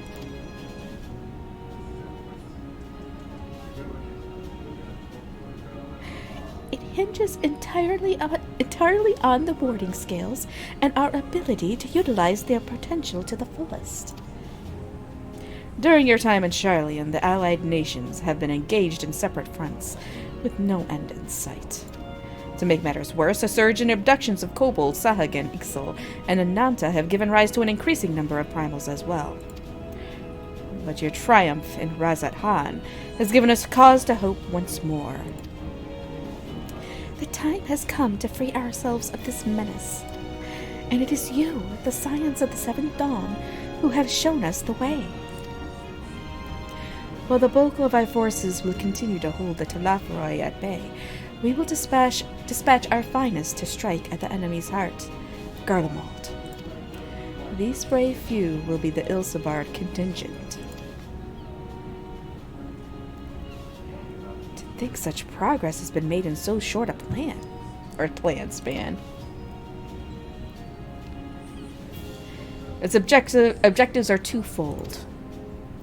The first is to provide aid to the people of Garlicmold. As previously reported, countless Imperial soldiers and civilians have been tempered. Robbed of their free will, they serve the Talafroi's every whim without question. They too are victims. It is our duty to deliver them from their suffering, not for strategic or political gain, but because it is the right thing to do.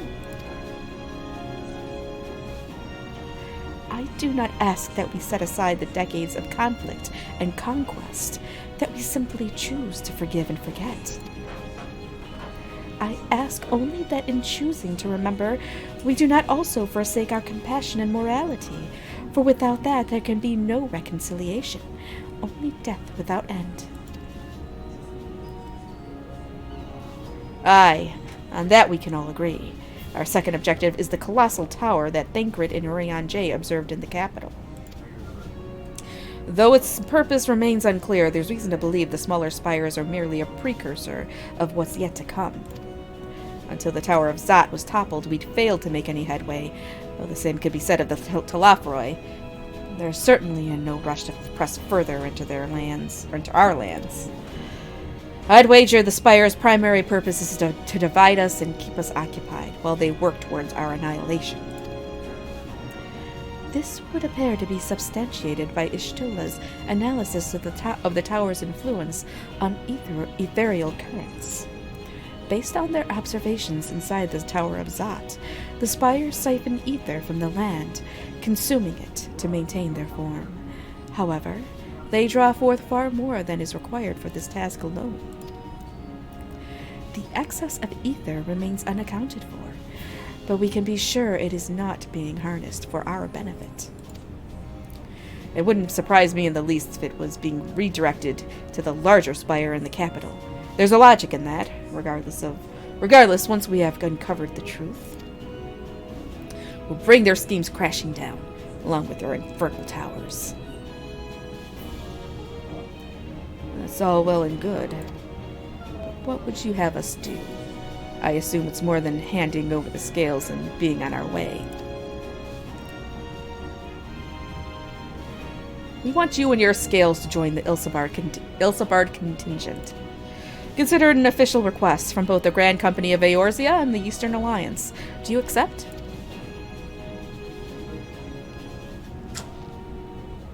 Well, perhaps you should be the one to answer that.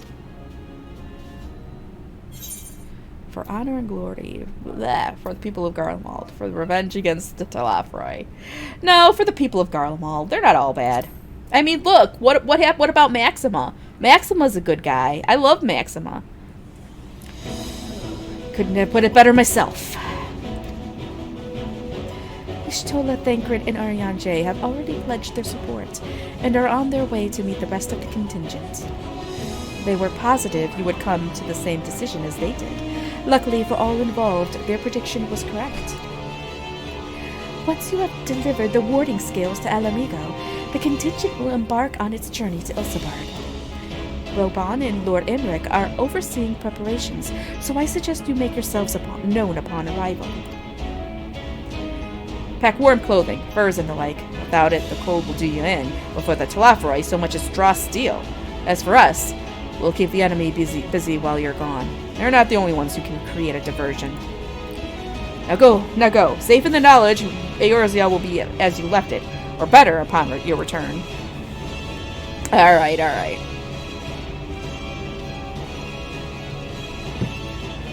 Yes, lots of fish pumping. At least from I can do that this week, and not hurt the blister on my hand. Although I think it left a little bit of a mark. It's like that area of my wrist, or not my wrist, my palm is like a little bit darker than the rest of it. Yeah, they're all healed up. I just think this one right here might be a little scarred. Oh well.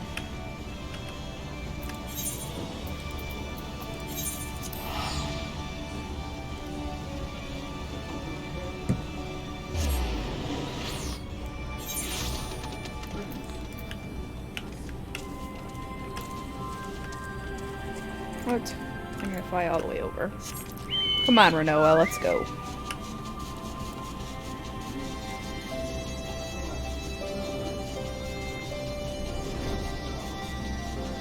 Oh my gosh, everybody's here. Emmerich! He's here. We're gonna talk to him first. Ah, fancy meeting you here. I trust our mutual friend is settling into life as a scion. Collaboration never was his forte. The moment the fighting ended, off he'd go like a Gallicat swept up in a strong breeze. But rest assured, he will always be there when you need him. Probably. Probably. If Emmerich asks after me, say I'm getting on fine and leave it at that. Don't you dare breathe a word about the cord. About the cord? What? I don't even remember what he's talking about. I must quiz Thancred and Ariane on the conditions we can expect in Garlicmold. I know it's cold, but how cold? Will I need to keep my ears covered? They can be a bit sensitive at times. Ears covered. I'll admit, this is all rather daunting, though not quite in the way I was expecting. Well, we'll be standing shoulder to shoulder with our alliance's finest. The best of the best. The warrior of light and, well, me. It's silly, I know. Perhaps this is my way of distracting myself in the part I should be worried about, marching into Garlicmold. You know, I'm quite looking forward to seeing who's been selected for the Ilsabard contingent. I have a few people in mind. Care to make a friendly wager?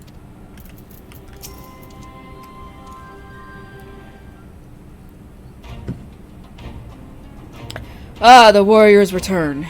You've been busy, bringing down a tower and producing the keys to destroying the rest of them. You should be proud. Those warding scales of yours are what's made this whole venture possible. Will you and Lord Emmerich be leading the contingent? Regrettably, no. Our role is to organize the various delegations into a cohesive unit. Once we have seen you all off, it's back to our respective posts. We dare not neglect our duties for too long, lest our defensive efforts fall into disarray. And just between us, there was a fair amount of opposition to the formation of the Ilsabard contingent. The very suggestion that we send out some of our finest troops behind enemy lines to render aid unto the Garleans has made me rather unpopular in certain quarters. Can't please them all. Sadly, no, though I do my best. Truth be told, I'd much rather be at your side charging into the fray. Alas, I've battles of my own to fight, where words may serve me better than any blade. I hate to say it, but Lord Emmerich's struggles mirror my own. For the time being, the best we can offer you is the peace of mind from knowing Eorzea is in safe hands. As we fight the good fight in Ilsabard, I and the other commanders We'll do what we can to convince the naysayers that our cause is just. Thank you, both of you. We meet again. It's Gaius! Yes! It's stupid sexy Gaius. Oh man. And Maxima! It's all of my favorite Garlians on screen at once. Alright. Much has occurred since we parted ways in Wurlit. From what I gather, the protective talismans you obtained led to the formation of this expeditionary force.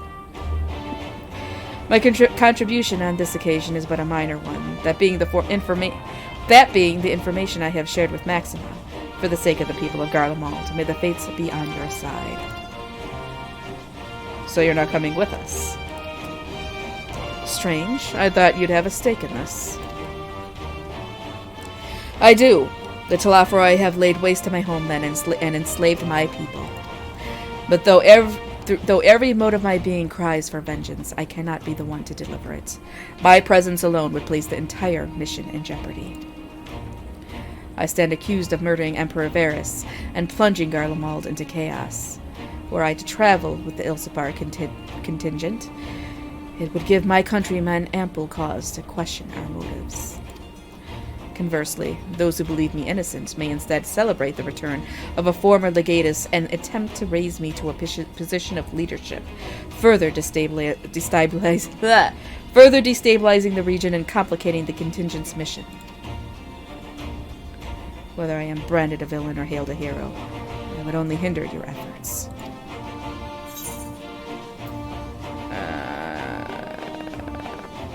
I doubt they'll be pleased to see the champion of Eorzea set foot on their Garlian soil. Well, we will deliver your people from harm in your stead.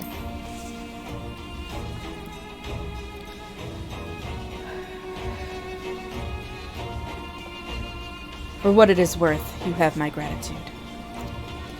You and your comrades have the strength and courage to deliver my countrymen. I am certain of it. In light of Gaius's rather unique circumstances, I instead will assume the role of your guide.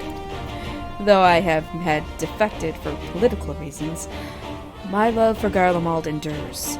I would stop at nothing to protect her and her people.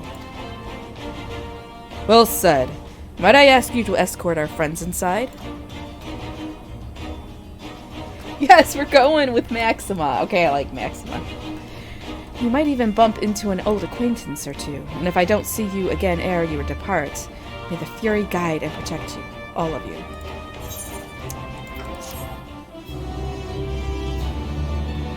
Damn it! Damn it, Emmerich, why are you leaving so soon? You're not even gonna stay for a little bit, see us off.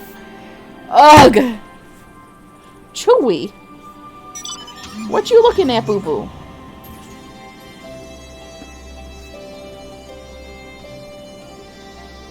Alright.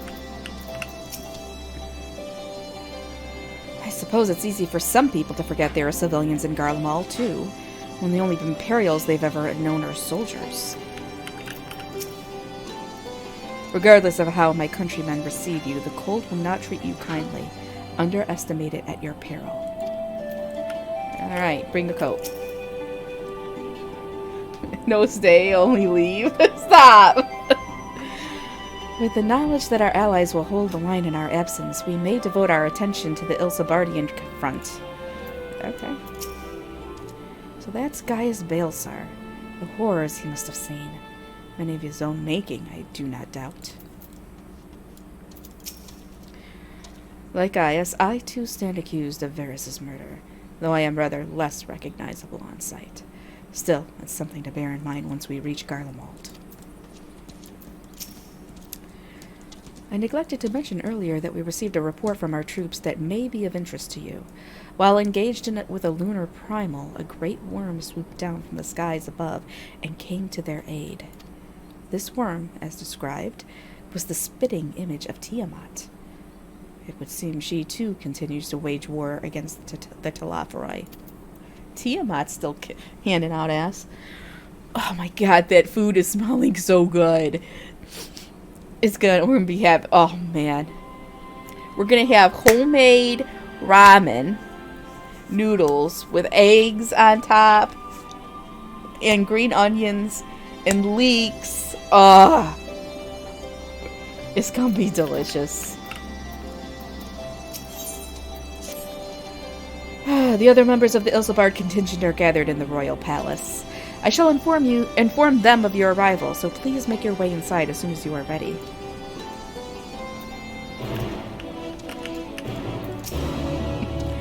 The remaining members of the Scions. Your friends and most of the Ilsabard contingent await you within. Would you like me to see you through? Well, yes, I would.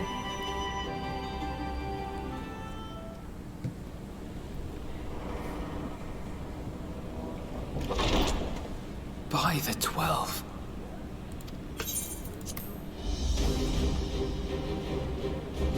Oh my god, look at this. Everybody is here. Glad you could join us. I hope you don't mind, but we went ahead and started without you. As you can imagine, our traveling companions were eager to become acquainted. 'Tis a rare thing indeed to see such a diverse and talented group of individuals assembled for a single purpose. We fight not only for the sake of Eorzea, but for the entire world, including the people of Garlicmold. Much rides on the efforts of the Ilsabard contingent. Indeed, which is why I am glad to find myself in the company of many trusted Lucia! comrades, yourselves included. Lucia. I have come at the behest of Lord Emmerich, who has honored me with the role of Ishgard's representative. And for the good of all nations, not least my former homeland, I am determined to see this mission through to its end. We have a hard road ahead of us, but walk it we shall, together.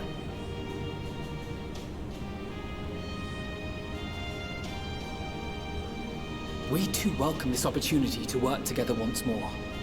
I have faith that, if there is a way to resolve this conflict, we will find it. Allow me to introduce you to the rest of our company. Everyone! If I may have your attention.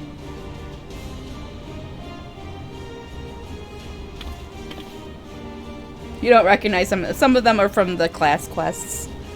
Or the job quests.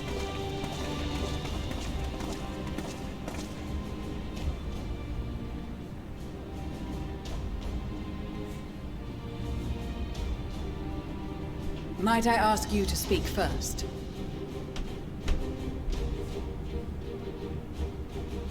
If I must. I am Arun Senna, spokesman for the Gridanian delegation. Here on behalf of my esteemed sister, the Elder Seedseer. We shall provide support and protection to those in need during our time in Garlicmold. To that end, I am joined by healers selected by the Conjurers Guild, with the Order of the Twin Adder's Finest serving as our escort.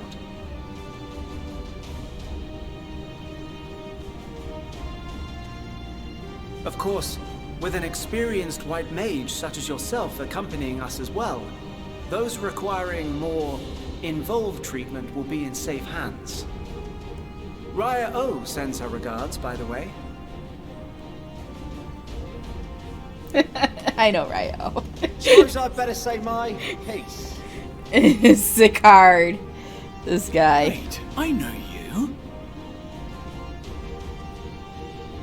The name's Sicard, in case you've forgotten. Truth be told, I'd rather you had forgotten. Any road, the Admiral asked Captain Hillfear to send his best, and for whatever reason, he picked me. Of course, if I'd refused, I'd be the laughing stock of the bloody executioners, and my reputation's taken enough of a keyhauling as it is. But more importantly, like any pirate worth his salt, I know when you're staring down a storm, you gotta trust in the commander of your ship. So if the Admiral wants us to go to Garlicmold, not for plunder and glory, but the promise of peace in our time, then that's what we'll do.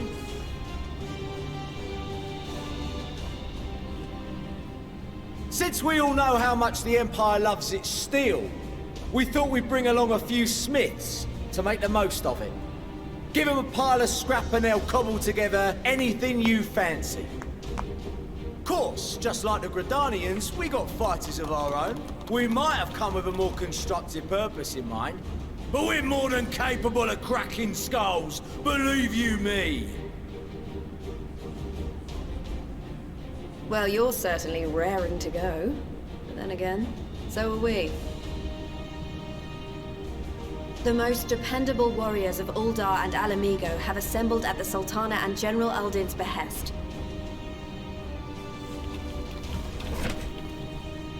If Garlicmold has truly fallen, then the whole place is likely to be crawling with Telophoroi. We'll need plenty of troops to clear and hold a path for others to follow. That's where we come in. Naturally, Marshal Terrapin and I will be leading from the front.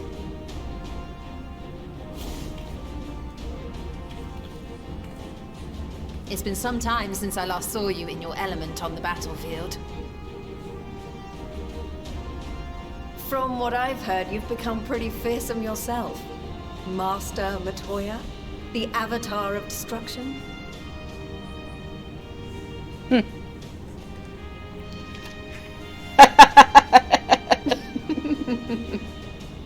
With comrades like these, I know we'll succeed, no matter what awaits us.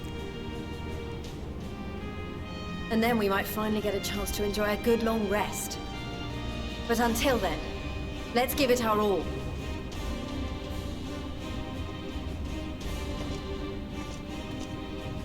As for Ishgard, we Temple Knights have come in force to uphold our nation's commitment to the peace and welfare of our allies. The bitter cold of Garlicmold is a formidable enemy in of itself. Our experience fighting in ice and snow will prove invaluable in the days ahead. Accordingly, I have been designated commander of the Ilzabard contingent. I will do all in my power to provide you with the leadership and guidance you require. The four high houses, House Hylinart foremost among them, have arranged for a host of machinists to join us on our mission. Their knowledge of Imperial Magitech is sure to be a great boon. They will address any problems of a technical nature, together with the smiths of Limpsa Lomitsa.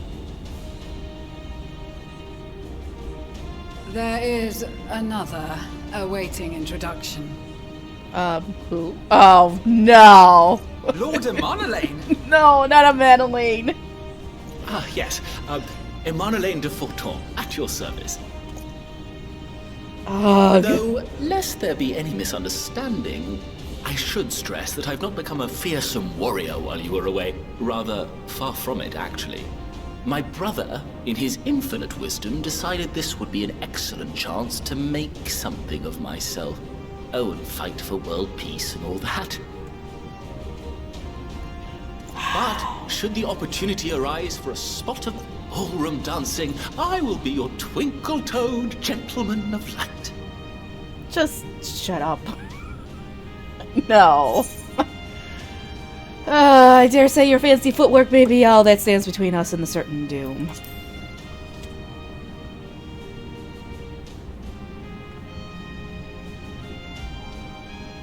Huzzah! I cannot wait to regale Honohua with my tales of daring-do. He's not coming back alive. Introductions for the Grand Company of Eos here. He's not coming back alive, is he? Our allies from the Eastern Alliance were due to arrive some time ago, but it would appear they have been delayed. Would that be the Shinobi of Doma? Actually, they've been tasked with relaying messages back and forth between the various Eastern nations. According to Lord Hien, however, an equally capable company of warriors has been sent in their stead. Out of my way, you preening fool! Yes!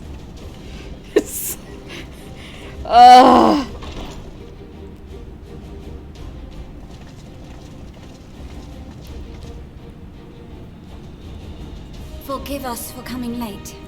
We are the delegates of the Eastern Alliance. Cyrena, and you've brought company. For battle and blood we come, as the steppe is sorely lacking in both. No towers befoul our lands, so we marched on those of Doma, only to find them beyond our reach. But now our thirst for slaughter will be slaked. No quarter to the enemy! Sadu Hatun, no. We go to make peace with the Iron Men, not war. Warriors of the Steppe, we've heard many tales of your bravery. We welcome you as allies. And these other ones you have brought are... Members of the Dalmascan resistance group, Lente's Tears. Why are they wearing lingerie? They're pretty much in their underwears. Between them, they have a wealth of experience in espionage, and are particularly adept at infiltrating Imperial facilities. Which is fortuitous, since Garlicmold's domain is so vast that I could never hope to handle reconnaissance duties all by myself. Dalmasca, Bosnia, Alamigo. All lands which have suffered the tyranny of the Empire. I would never presume to question your motives. Nevertheless, I must reiterate that our goal is to aid the victims of the Telophoroi, the common folk of Garlicmold. And they are victims, make no mistake. Though I understand that many may struggle to see them as such. You're more right than you know. For every one of us that answered the call, there were a dozen that refused. Not only in Alamigo, but everywhere we went. And who could blame them? The Empire's always been the enemy. But after seeing what we've seen, fighting and working against and with Garleans, there's no denying the simple truth. They're just people. No different from you or I. They've got their share of liars and murderers, but so do we. So do we all. Fordola, who once swore herself to Garlicmold, has proven herself a trusted ally time and time again. Every Eorzean here knows Cid Garland, the Imperial defector who shared with us countless technological wonders. Gaius bloody Baelsar himself is working to help rebuild Whirlid, a nation he once conquered. So you can believe me when I say that every fighter here understands and accepts that the Imperials are not monsters and are deserving of help. Or at least that they were able to put aside their feelings for the greater good. It won't be easy, but we're all determined to make this world a better place.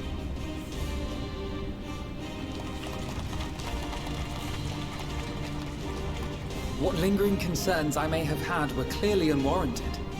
I agree with everything you said wholeheartedly.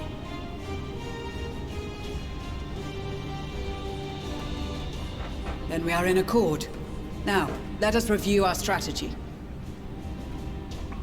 To reach the Garlean capital in northern Ilsabard, we must cross the central mountain range. Fortunately, Garland Ironworks can provide aerial transport, sparing us this most treacherous part of our journey. However, attempting to fly any closer to Garlicmold would attract the attention of the Telophoroi. As they appear to have seized control of the majority of the Imperial military, we must assume that includes its fleet. In addition, Garlicmold possesses devices that can interfere with airship navigational systems, further discouraging an airborne approach. Given the circumstances, the closest we dare deploy our contingent is an area between the range and the capital, the Magna Glaciers. From there, we must travel the rest of the way on foot. We will also need to bring the airships with us to ensure we can withdraw with haste. Although much of the terrain will be blanketed in snow, we should be able to make use of local roads and shipping facilities. The vast ice field will afford us an unobstructed view of the surrounding area. On the other hand, it will also allow others to easily spot us. So it is imperative that we only make camp in positions where we can easily defend ourselves. And the airships, which must be kept safe at all costs. We cannot account for every possibility, so we must be prepared to think on our feet. We will be tested. Sorely tested, I expect. But for our homes and for our people, and a people not our own but in need, we will succeed. Spare no effort in your preparations. Once we depart, there is no turning back.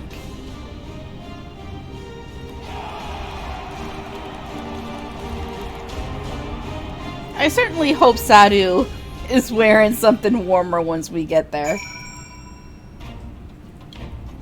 Oh my god, there's so many people to talk to. Alright, we're only going to talk to people I know. Gudalo. I can't lie to you, Brislin. I wasn't entirely for this whole thing when Sanson spoke to me, but if it means being your brother-in-arms, then who am I to pettifog? I shouldn't be so hard on him, I suppose. This Bard unit is quite impressive, really. Yes, one must give credit where credit is due. Rather uncouth for one to do otherwise, after all. Yeah, I liked him. He was from the Bard quests. Kokabuki! He was from the Thaumaturge quests. I love these guys. We came as quickly as we could. We would follow our example, or would follow your example and devastate the Telafroi with the full extent of our powers. Worry not for you, nor worry not for your brothers, Boosie. We will return soon enough. Kokabusi. Who else? Manolane, Maxima. I think this is the machinist quest guy.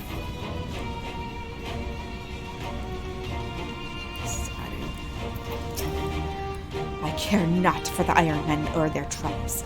It is the destiny of the weak to die of ignominy. Even so, I will do as I have agreed. I volunteered to join this band at Serena's request, and if she thinks it's a worthy cause, that is reason enough. Though we hail from different tribes, our bond has grown strong of late. She is much better company on a hunt than any of the steppes oafish men could dream to be. Oafish men? Like Magni?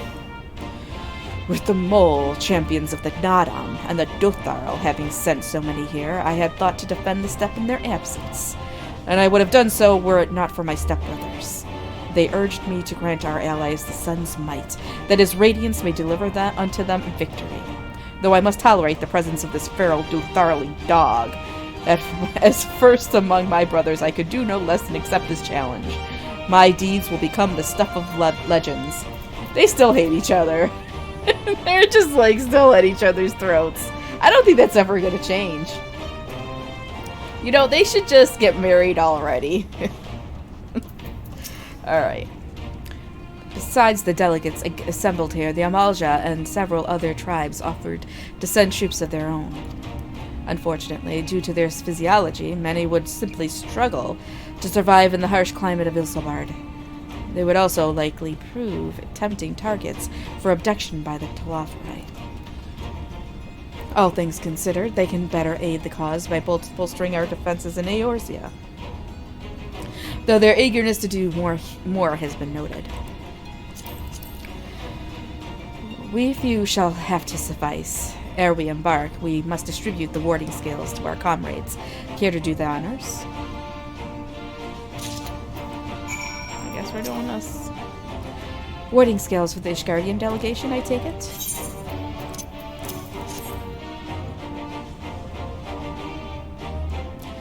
Many thanks. These talismans may prove to be the deciding factor in the battles to come. I find myself conflicted by this foray into Garlicmold, sent by the Empire to infiltrate Ishgard, only to throw in my lot with those whose secrets I was supposed to be stealing. And now I lead a mission to save the countrymen I betrayed. But that is doubtless why I was chosen by Lord Emmerich. He would have me put my extensive knowledge and former ties to good use. I will not disappoint him. For the future of Ishgard, Garlicmold, and the world at large, I will lead us to victory. That a set of warding scales I spy? Not that I would know what they'd look like.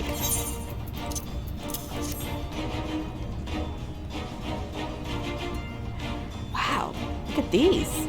Even a layman like me can tell they're bursting with ether. All the better to fend off the tempering waves? Is that the right term? Blah. Anyway, this will give us one less thing to worry about, which just leaves the other mountain of whatever else is waiting for us in our Garlicmold. Only one way to find out, eh? Nervous or not, I'd march through all 7 hells if it gave me a chance to put Xenos back in the grave where he belongs. I hear you got something for us.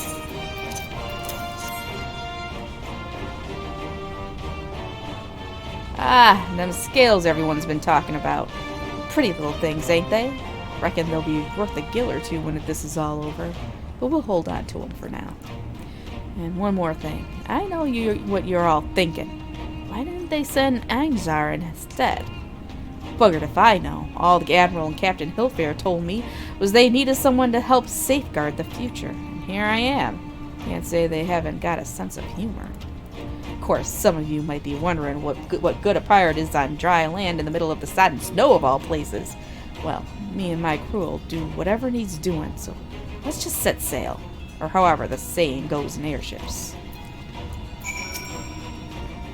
Yes?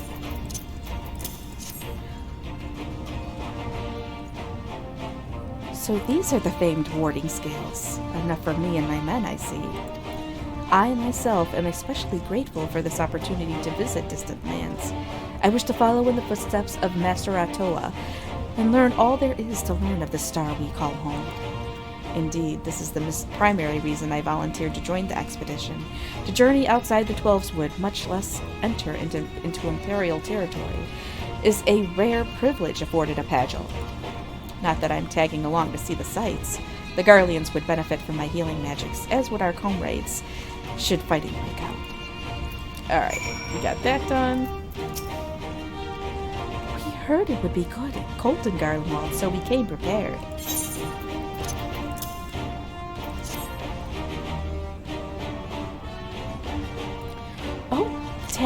The talismans. We are to keep these close at all times, yes? I will see that no one misplaces theirs. And before I forget, I had a message from Hien. From Hien! I kind of miss Hien. In distant lands, in times of strife, together stand, together fight. In darkness shines the light of life. I hope I have done his words justice. Doma, like much of Othard, has been plagued by the towers. Yet while he could not be here, he wishes to express his shared conviction. He and Yugiri labor without rest to unite the people, and with their aid will we keep the enemy at bay. And we of the Steppe in the Eastern Alliance will repay their efforts by ending this war. This dude has been doing crunches or squats for like 10 minutes straight. He's just been doing squats. Do you have a warding scale for me too?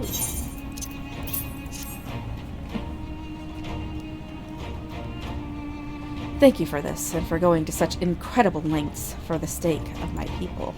Though I have little to offer in return, I would impart some advice, if I may. You have been told by many to wear the cold of Ilsebard, and I cannot stress enough that this is no token warning. I will be distributing specially made warming tinctures, courtesy of the Alchemist Guild, but understand that they are no substitute for proper protection. I leave the provisioning of said protection to your discretion. Now, let us proceed to the Alamegan Quarter. While you make your final preparations, I will have the pilots ready the airships. Alright, we're going to Garlicmold.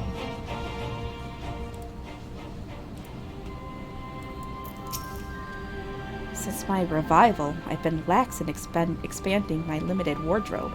Think we have time for a quick trip back to our old Charlian? I recall a rather fetching coat. Oh, come on, Graha. I'm sure anything will do. Well, you don't need a fetching coat.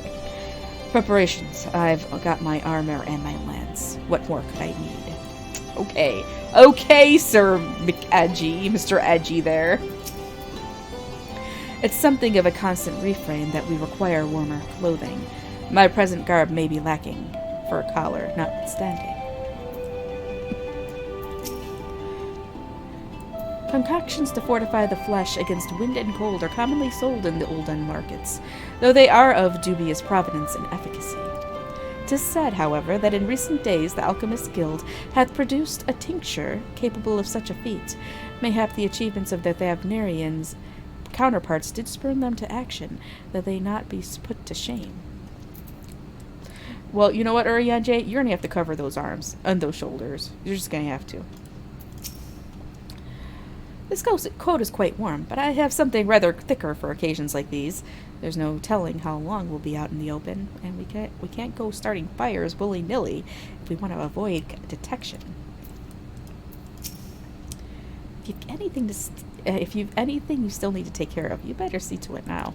Are you telling me that I can't just port back? Can't just port back to my residence, to my house, to check all of my retainers? Is that what you're saying, Alice? Oh,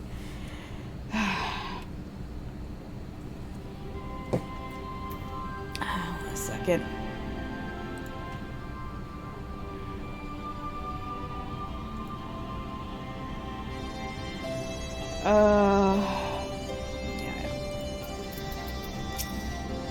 No port, only battle. This is our last chance to make ready before we set forth.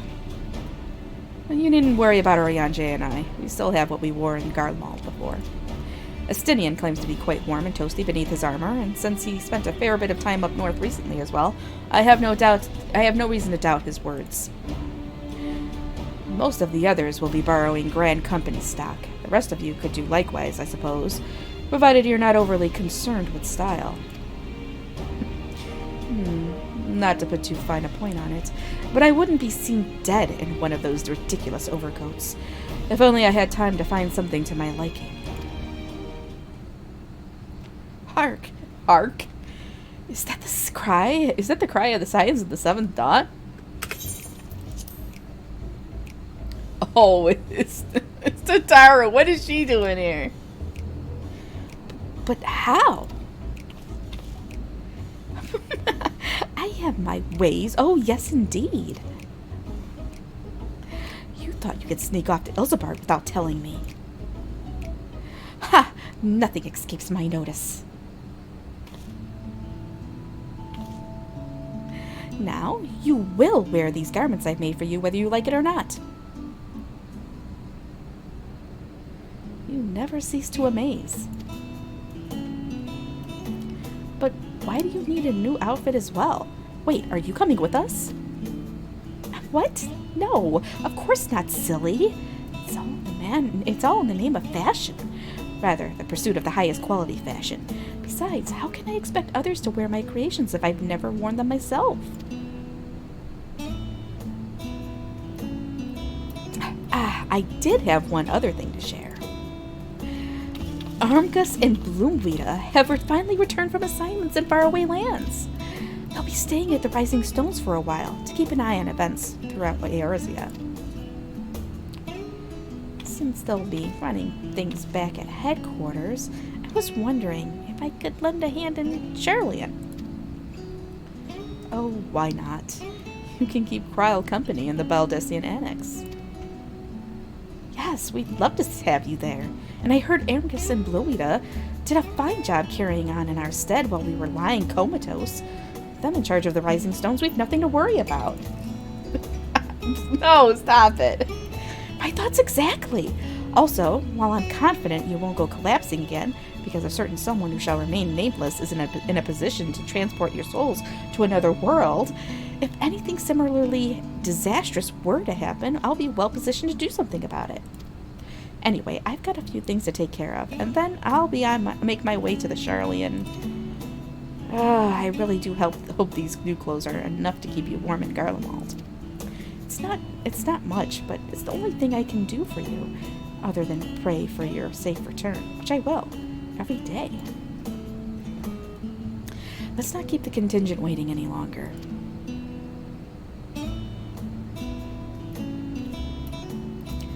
Here are your winter woolies, handcrafted by yours truly. The best of the best.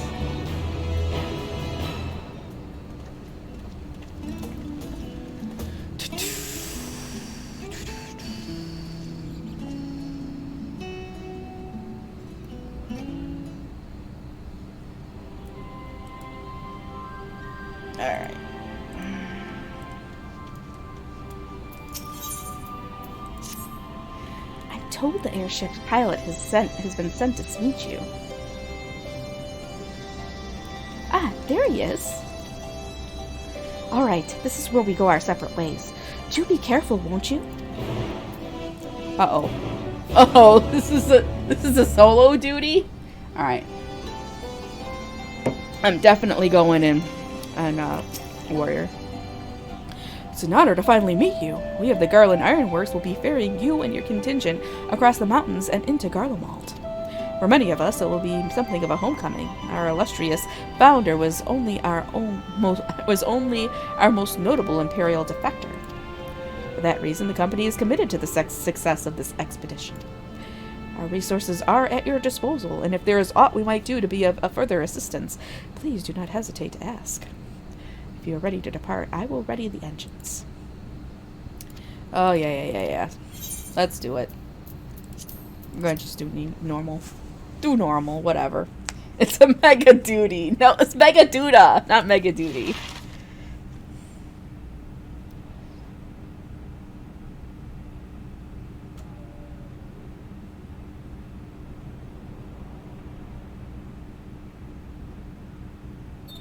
Ilsabad, divided in twain by a vast mountain range. Those who would traverse its jagged peaks face peril at every step. But why go by foot when one can simply fly?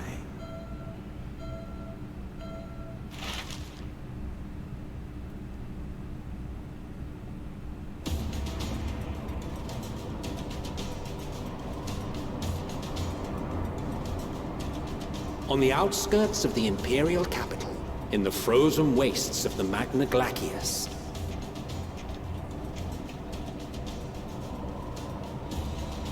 the winds howl in icy protest, as if to warn against further trespass.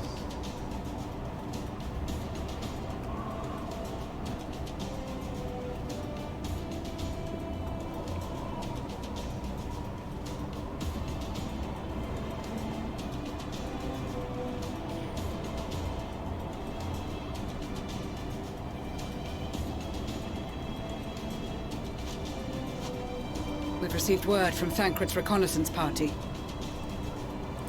They've sighted a detachment of heavily armed Imperials. Survivors of the Civil War, perhaps?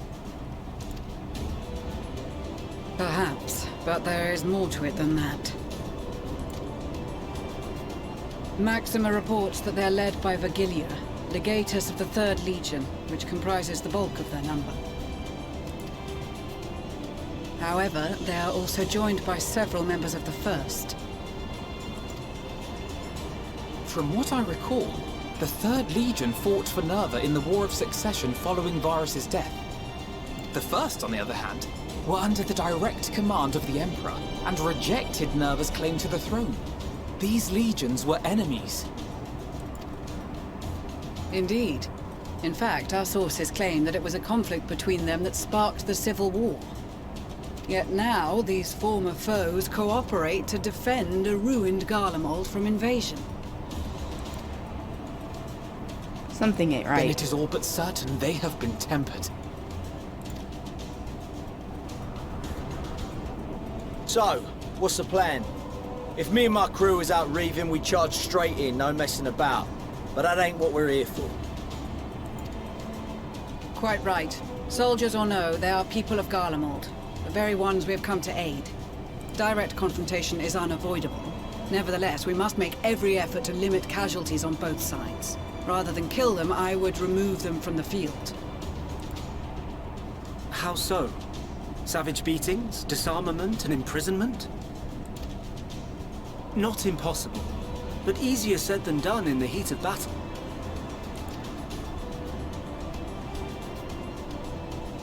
Having observed the opposition, I imagine Thancred had something to suggest? He did. He and the other scouts have already infiltrated a supply depot some distance beyond the Imperial detachment's current position.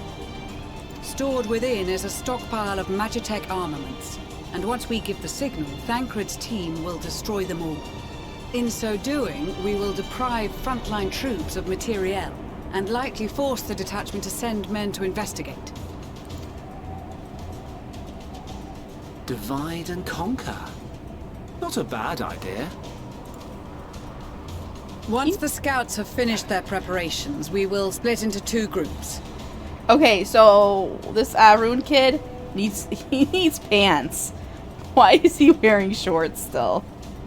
The first will form the vanguard, while the other brings up the rear with our supplies.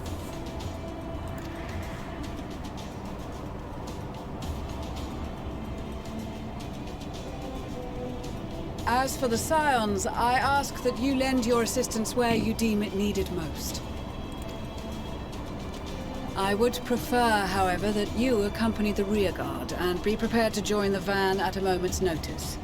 Kept in reserve as our trump card, so to speak.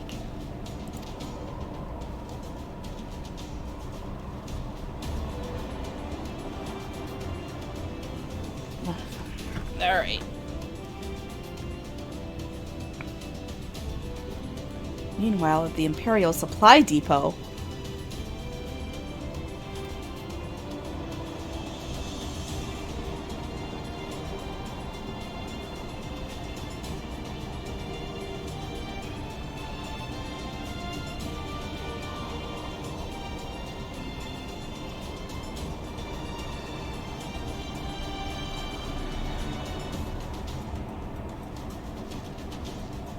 Your proposal was well received. More specifically, they asked that we destroy the Imperial's toys in as spectacular a fashion as possible. Why isn't the bunny girl wearing earmuffs on those big ears? They're gonna get frozen. Miss Stoller always did have a flair for the dramatic. She's not an easy woman to please, but I shall do my best to satisfy her thirst for fireworks. All right. Once more for my peace of mind. Our first objective will be to rig the enemy's magitech with explosives. After we've withdrawn to a safe distance, we'll detonate them remotely. Our second will be to issue a deactivation command to the automated units via the control terminal. If our calculations are correct, this signal should reach those deployed on the front line, giving our friends a much-needed upper hand.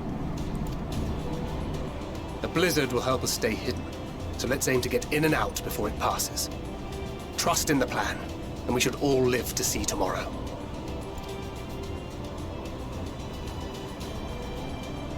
In the meantime, I will relay messages back and forth as the situation unfolds. You'll forgive me if I ask again, but are you certain you wish to play the lone wolf? Wouldn't have it any other way. Call it foolish and reckless if you like, but I'll get the job done. I always do. Very well. I wish you the best of luck.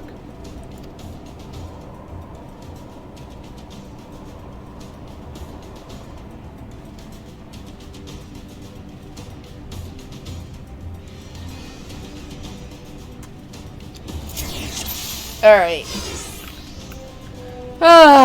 Time for... what's this? Assuming there is nothing else you wish to confirm, we may commence the mission as soon as you are ready. Alright. Alright, let's do it. Keep your wits about you. It's time. We only have one shot at this, so let's make it count.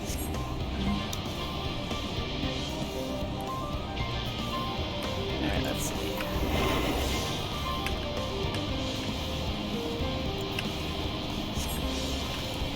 One guarding the controls. Time to take a nap. Oh, man. What's this? Silent takedown. Alright. There you go. Yes! Incapacitated!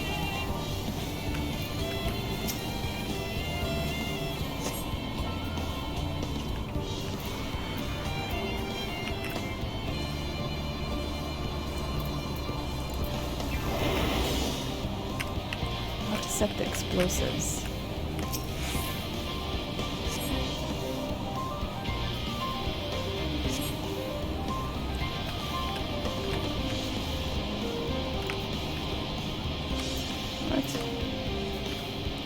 Did I get that one?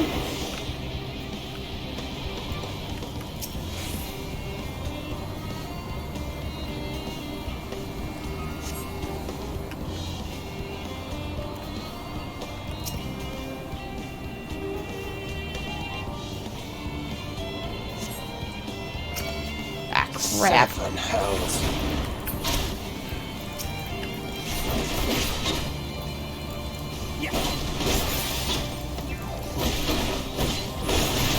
Damn it.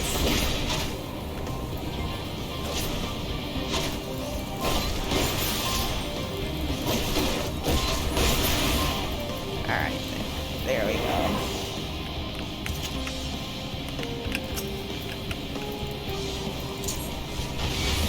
Damn, spotted. I'm messing this up bad. My awareness. I cannot do so. Oh no!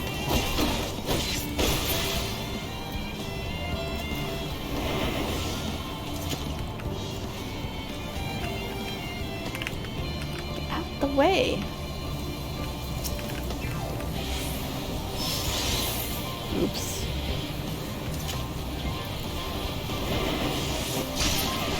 There we go. Alright, so that explosive in the mag tech weapon, right? Did I get all the... Oh, I gotta do more over here? Oh no.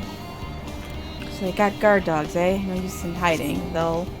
Something. They'll sniff me out soon. Luckily, I've come prepared. Whimper. More guard dogs.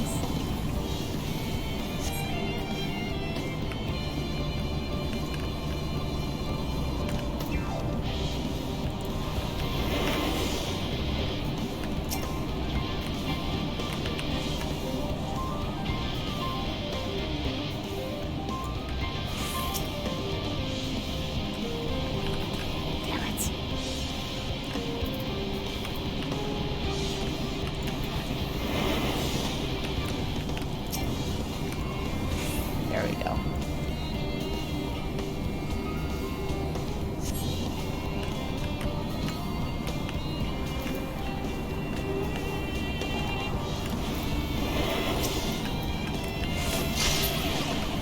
There we go.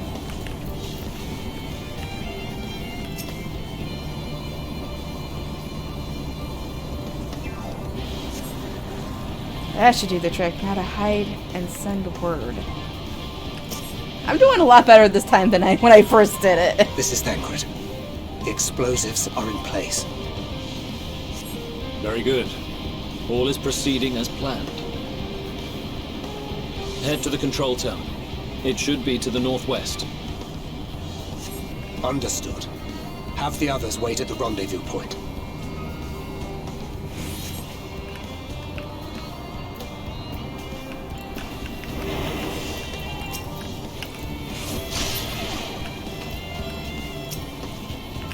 Oh no, Magitech thing's coming back.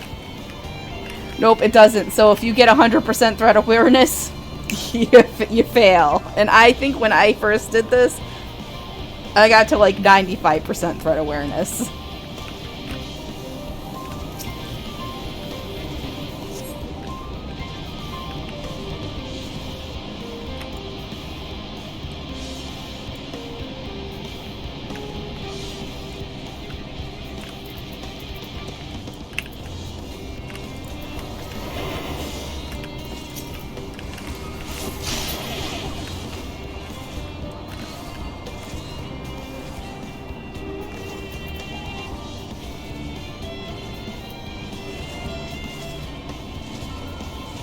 There's too many of them.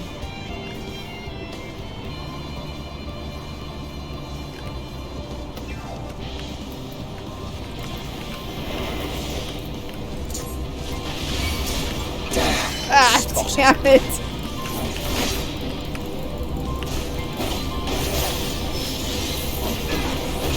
Ah, crap! This is gonna be bad.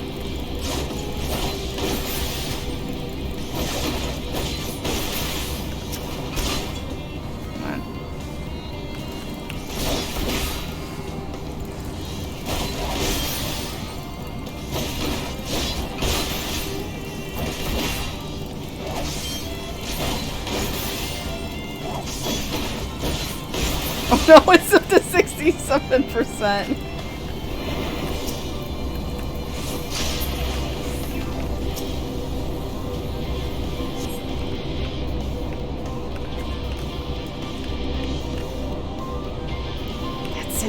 control terminal.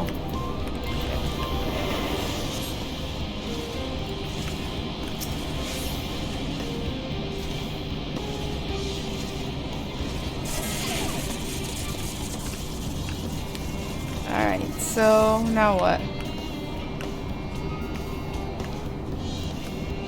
Alright, still did better than the first time.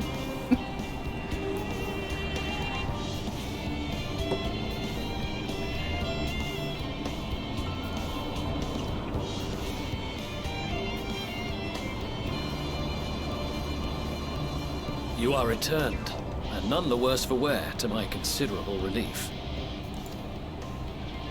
What news from our comrades? They stand at the ready. Excellent. Then let the fireworks begin.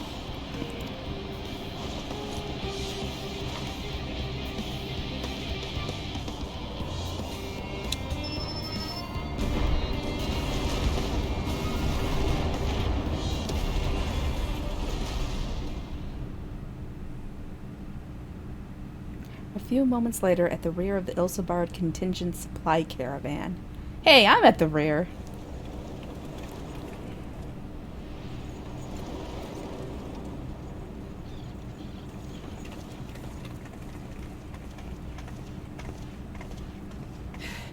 The blizzard's beginning to clear. The Vanguard should be engaging the Imperials any moment now, if they haven't already. Ishtola and the others are with them, so I'm sure they'll be all right, but...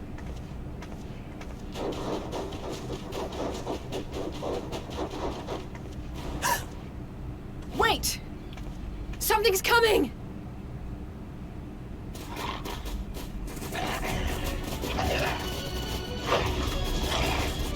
Oi, oi! Looks like we ain't the only ones who sent out scouts. Keep them away from the carriages! We lose those, and we're as good as dead! Alright.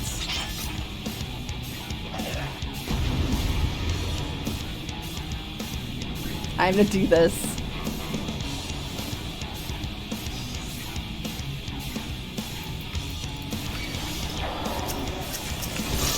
Fighters! Protect the others!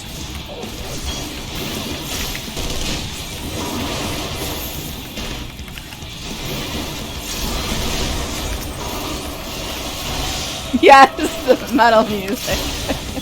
Or the rock. Come on. It's the mini boss music.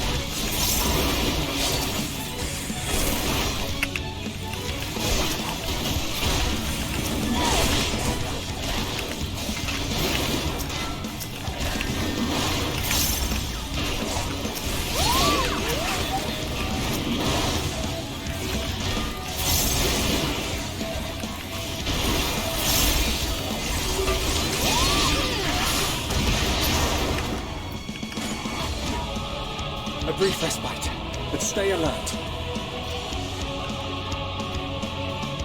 Keep the carriages safe. Assist MNLA's troops.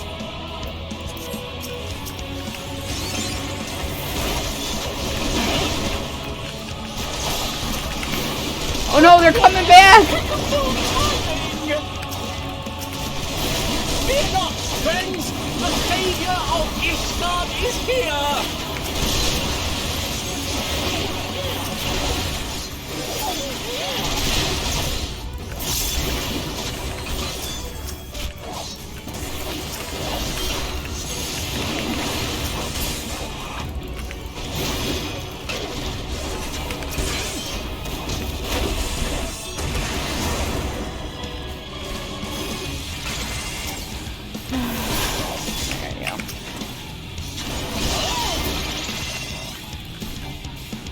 A fine display, but the other carriages are still in danger. Go on ahead. We'll hold the line.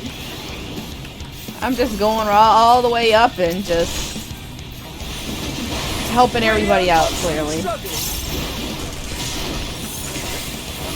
Time we put our backs into it then!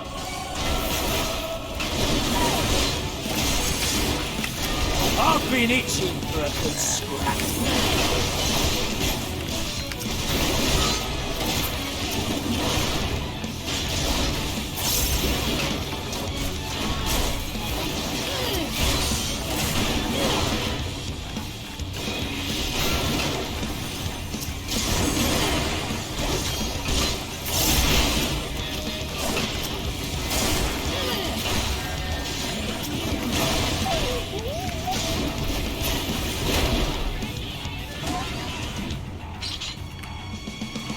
Uh-oh, what's that?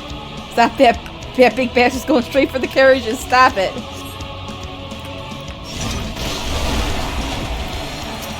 Alright, we gotta kill this thing.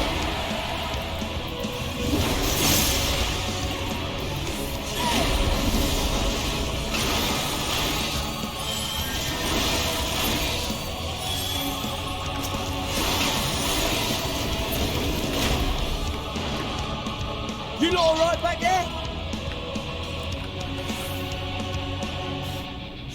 We're fine and ready for more. Hear that? Get to the front and turn the tide. Get to the front? Head north and join the vanguard.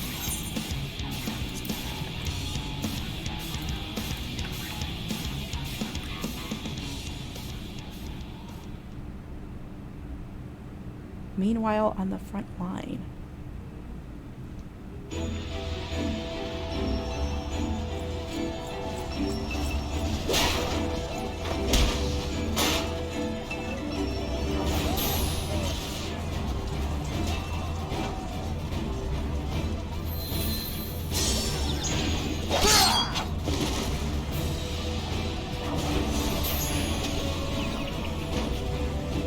Removed from the field was not a euphemism for enthusiastically murder. It's nothing that won't heal in time. Stydian's just killing them. The trouble is, their tempering has made them utterly fearless. Subduing them would be easier if they had the capacity to submit in the first place. Well, this is the path our young charges would have us walk, and that we all agreed to follow. You knew it would be hard, yet still you pledged your lance, did you not?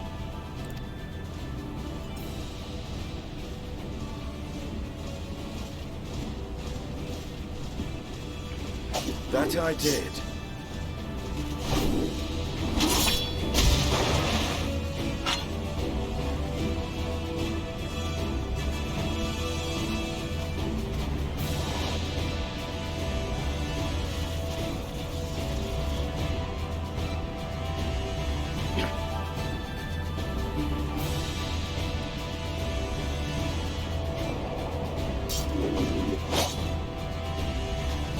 That's for Gilia.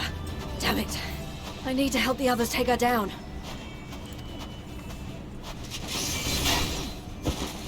There's no end to them!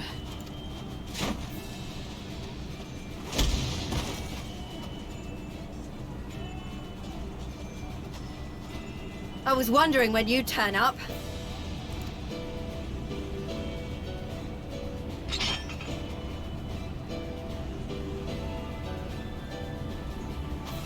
There's no stopping us now. Come on, let's show them what we're made of.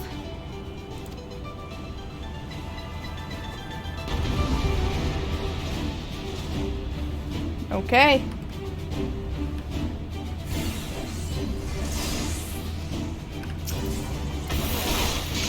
We have them now! Forward!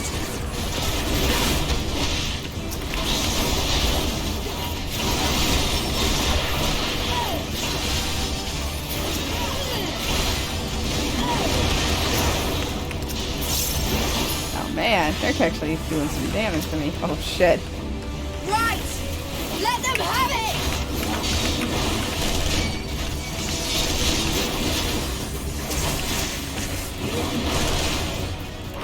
Alright, come on.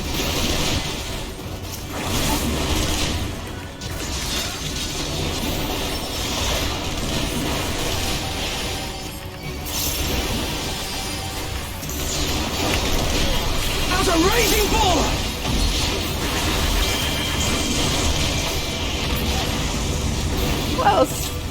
Nice to see Pippin following in his father's footsteps. Chocolate? What are you talking about, chocolate?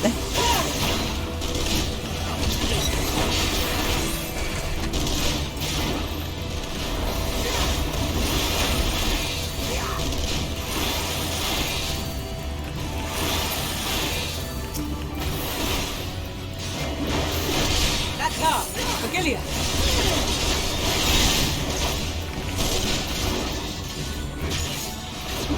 Do not fall behind!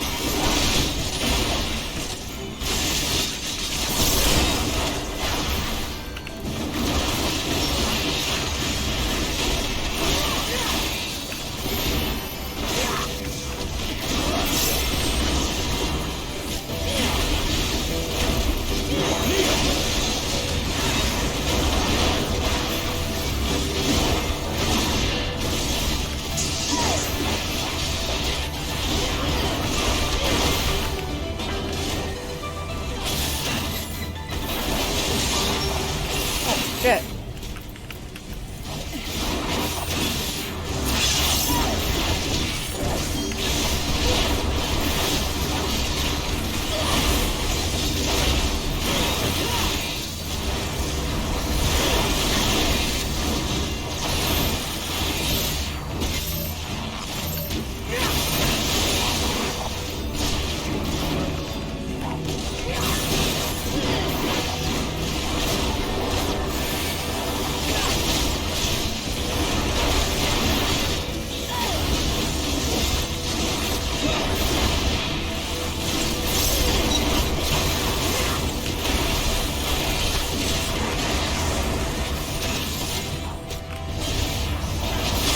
Is everyone all right?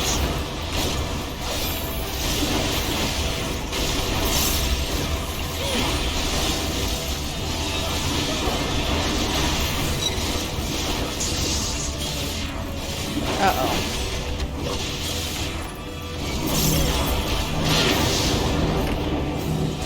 Alright, stop standing on me, Serena. Seriously. Or die!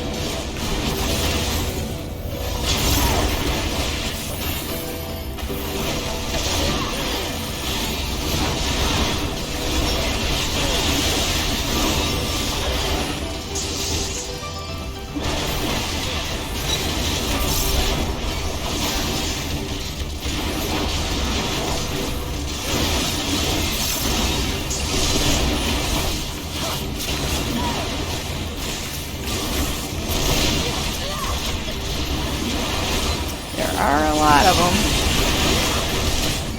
Shit.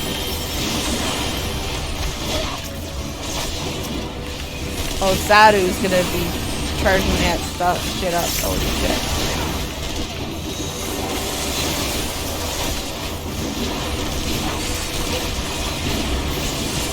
You're never ending.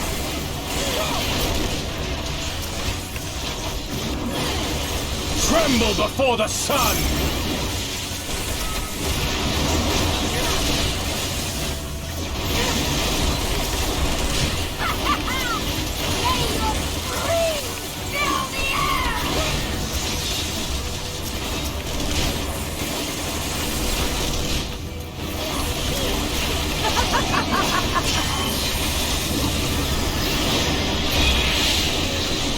Okay, well, that works.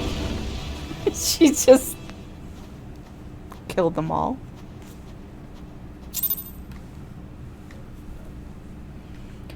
Ugh.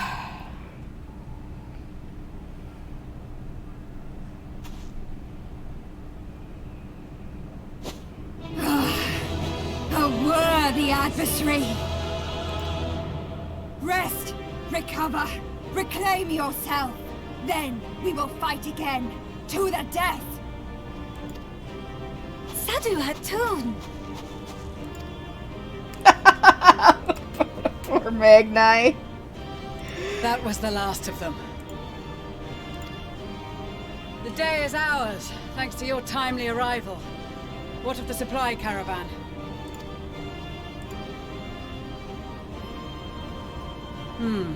Outmaneuvered, but not outmatched. Good. Let us take the Imperials into custody and rejoin our comrades. And soon we shall arrive at the capital. Magni is still... He's just... Oh, you gotta love that guy. Even though he's pathetic. But you gotta love him. So cold and unforgiving. Thus spoke Emperor Solus as he gazed upon his barren domain.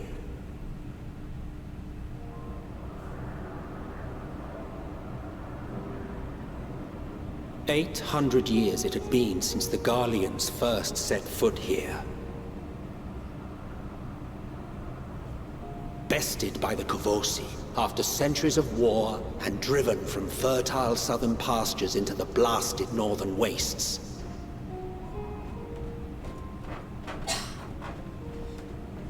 In that garden of desolation, they clung to one another for warmth, freezing, hungry, desperate, hated.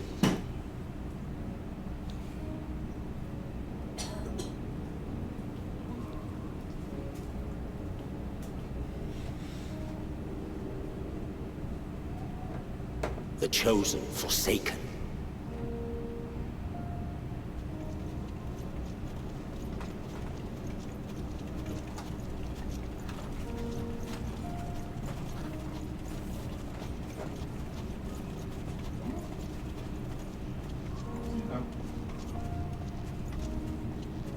In the year 1513 of the 6th Astral Era, a young legatus named Solus single-handedly sparked the Magitech Revolution.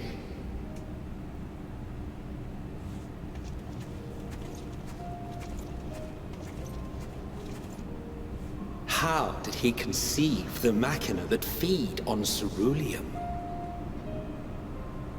Once a common, soft-spoken soldier, how had he so quickly ascended through the ranks?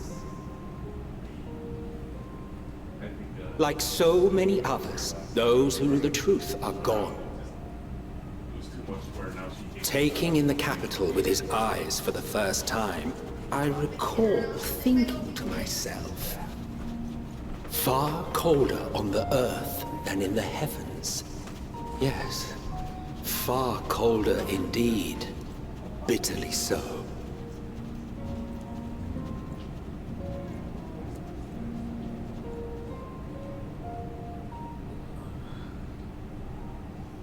Wow, we finally made it to Garlicmold.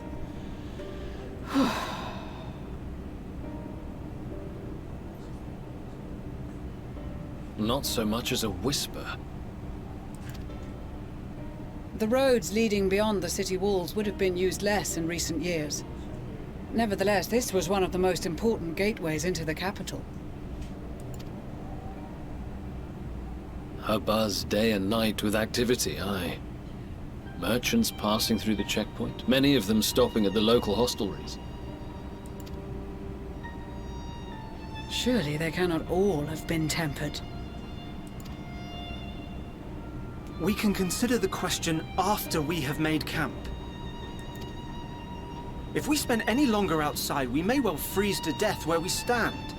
The tempered Imperials, too. I don't think he has eyes. This will be our temporary base of operations. Secure shelter for ourselves and the injured, and dispatch scouts to survey the surrounding area.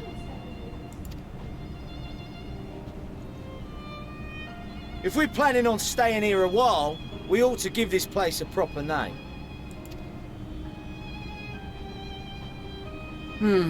Well, the constant sound of ice cracking underfoot makes me think of broken glass. An apt name, perhaps. But enough of this. To work, everyone!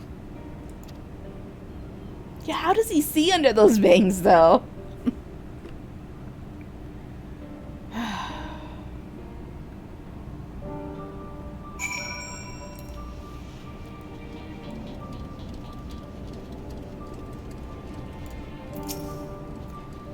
In spite of the obstacles we faced, our plan proceeds apace.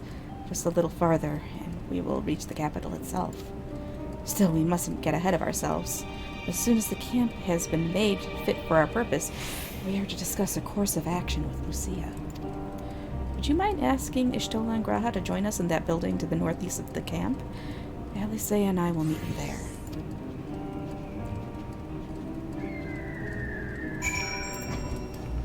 Magic. Oh, this guy, he's on a golden Ranka. Great, a golden Rankin. Here, examine. He's... Need help, call me. Okay. He's upgraded all his shit. Or a lot of his shit. Yeah, I don't know.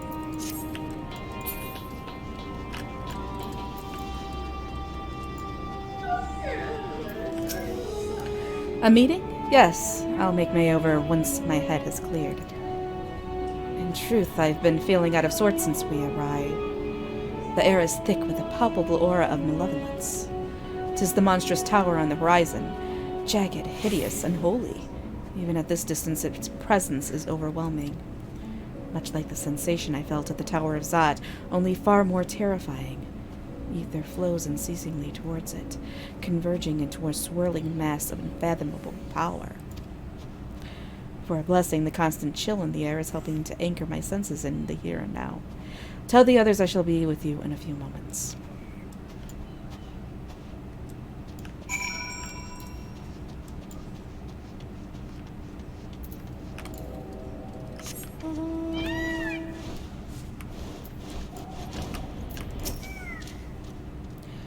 You will be pleased to know that most of the Tempered have been quartered inside the nearby buildings and are receiving treatment as we speak. I do, however, feel no small amount of guilt for commandeering civilian homes. The occupants may be long gone, but everything is exactly as they left it. Considering the length of time that has clearly passed since, one would expect to find them ransacked. Strangely, there are no signs of anything having been stolen. It's possible that everyone fled at the first sight of trouble, though it seems to me they left far too many useful possessions behind. Although there is no conclusive evidence, I strongly suspect they were tempered. Sorry, I was merely thinking aloud. You mentioned a meeting? I will make my way there.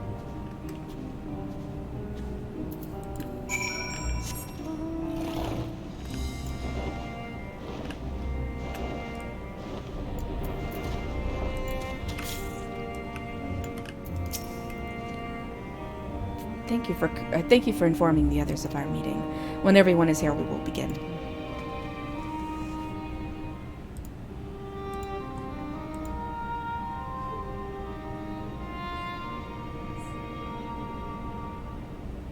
Our present situation is as follows. Efforts to aid the people of Garlicmold have begun in earnest.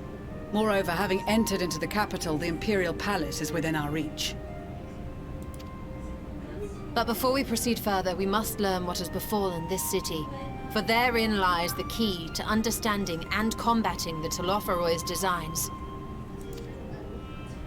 I have a suggestion, if I may. Several of the Imperial soldiers we captured on the Magna Glaciers are members of the Populares and acquaintances of mine. Once we have cured them of their tempering, they should be able to give a reliable account of the events leading to the capital's downfall. A promising idea. I will assist the healers in their ministrations. Of course, I will require a proxy of my own, assuming you can spare one. Smells really yummy. Would you like a hand? This it smells really yummy. I know it does. I'm almost done here. Yeah, no, you're good. I just woke up from a nap. Oh, okay. No, I am sure we will manage. Better that you take my place in the field. The noxious ether of this place disagrees with me, and as I shall need to draw on my own for the treatment, 'twill be prudent for me to remain within the camp.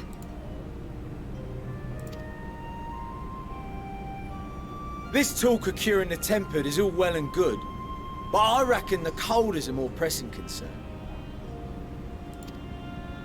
All the houses round here are fitted with ceruleum heaters that can keep us warm and toasty. Problem is the machines seem to have given up the ghost, and if we keep sitting around, freezing our asses off, we'll be next. My smiths reckon that with the right parts, they can have them working again, but it won't be easy. Understood. The machinists will assist them in the repairs.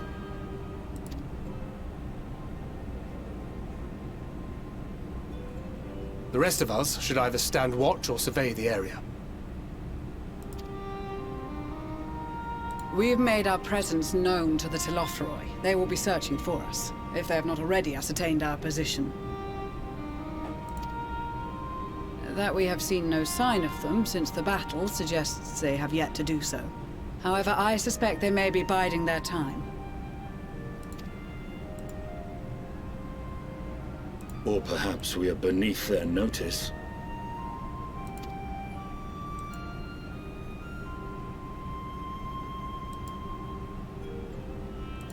In any event, we'll find no answers standing around here.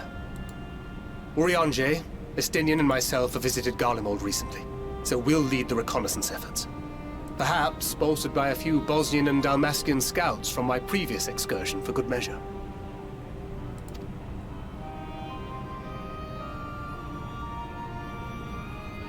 Don't forget about us Alamegans. We have experienced scouts of our own. Well now, this is turning out to be a rather sizable team. With such numbers, we should be able to cover a wide area with relative ease, including that surrounding the Imperial Palace. How about you, Graha? I have a feeling we'll find a use or two for that vanishing spell of yours. 'Twould be my honor to be of service. Though I doubt that you of all people need rely on my tricks. That leaves us with guard duty. As a matter of fact, I have something else in mind for the two of you and Alphino. Between here and the center of the capital lies the Eblan Rhine. I would have you search the area for survivors.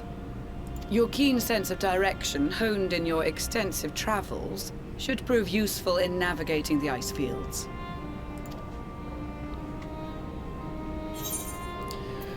Well,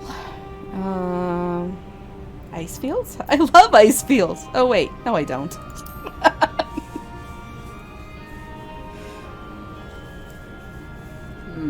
As ever, you do not want for enthusiasm.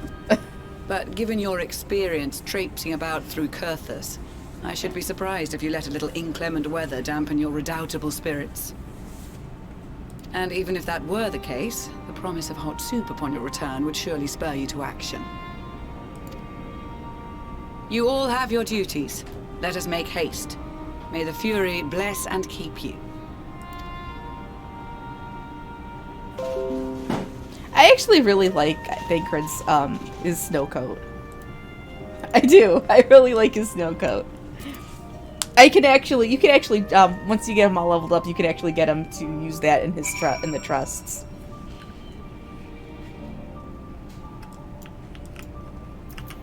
God, Manolane. There's this odd perception that Ishgardians have lived their whole lives in the snow, but it really wasn't that bad before the calamity, and afterwards, well, it was rarely more than a few paces from a raging fire. This dreadful place, on the other hand, is nothing but cold, cold, and cold. It's my understanding that Elsebard has always been this way. Gods, can you imagine? Make it a hot ramen, and you've got a deal. Make hot ramen. Hold on. Speaking of which, it smells so good. It smells really, really good.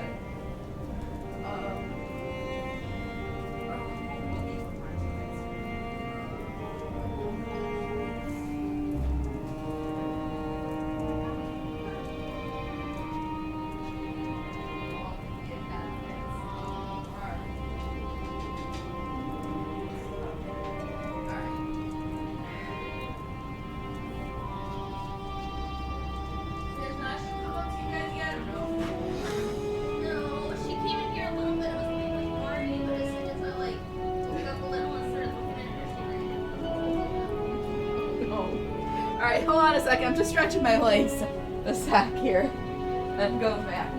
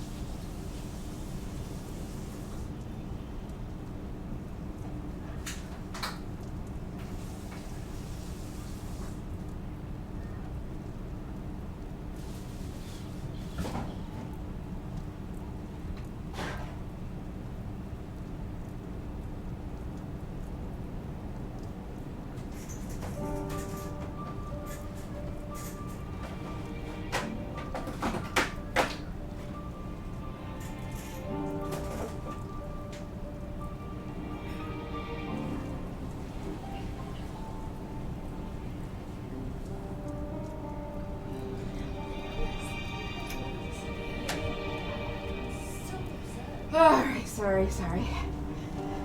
Sometimes I'm sitting so long streaming, like these Friday streams are so long, that I do have to get up and move around a little bit, make sure my legs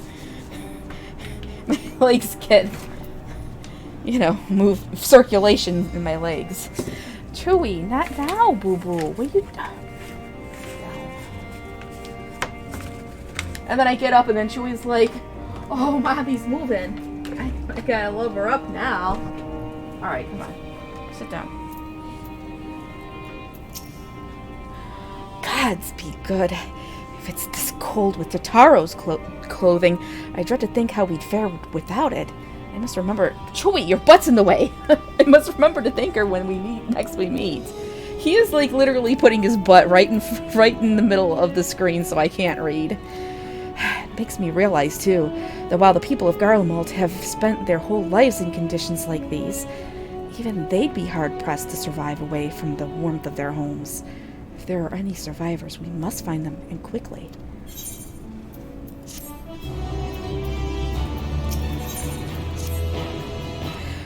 What ho, chums! Been given something to do, have you? As it happens, I, too, have been ordered to make myself useful. Sounds like rather a tall order. Since you ask, we're to scour the Eblin Rime for survivors. What? Wander around ice fields on the off chance you find someone. You'd take forever to finish the job without the benefit of my expertise, or more specifically, my telescope. Come, friends, I know just the spot to begin our search. I'll probably regret this, but we may as well humor him.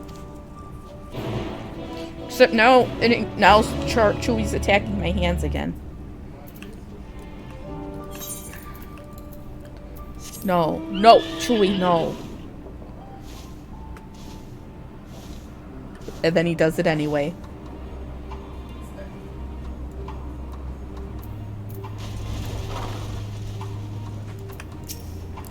I'm surprised by how many wild beasts there are roaming about the place. Perhaps now that the soldiers have gone, they're free to wander and forage as they please. No, you gotta be careful with him. He will bite you. I can see that. He's like, Come I here. don't want to move. No, he doesn't. Here. You gotta hold him like a baby. Mm-hmm. There you go. You can take him. Sasha likes being held like a baby too. He's been spirited away. The few buildings I can see don't appear to be residences. They may still warrant investigation, though.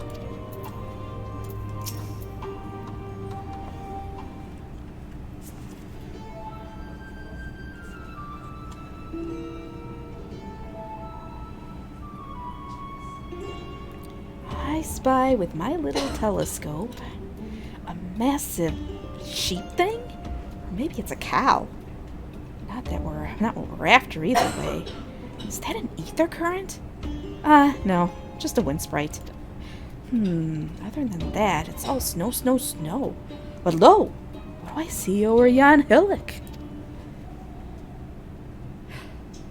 Yes, taking it. That's a girl.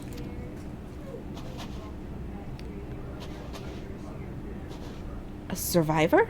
Show me. Over there, behind that tree. Looks like she's running away from something. Oh, surely not us. She wouldn't even know we're here unless she had a telescope like mine. All I can tell is that she's wearing a pale green dress. A rather fetching one at that.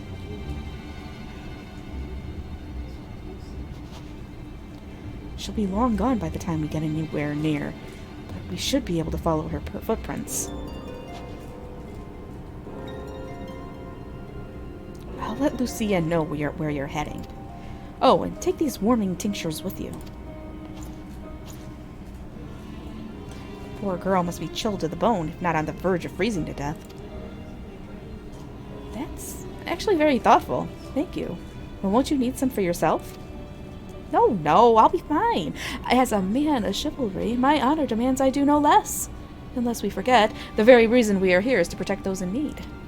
Now go, and Godspeed. No, we're not gonna let Magnai know about her.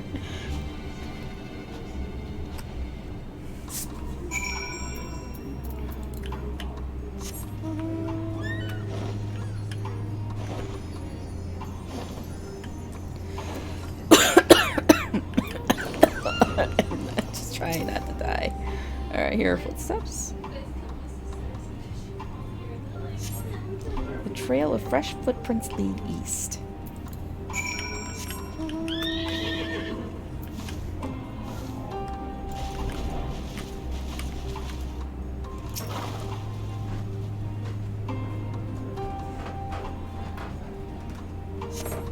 These footprints appear to be the same as those you saw previously, and they lead towards the building.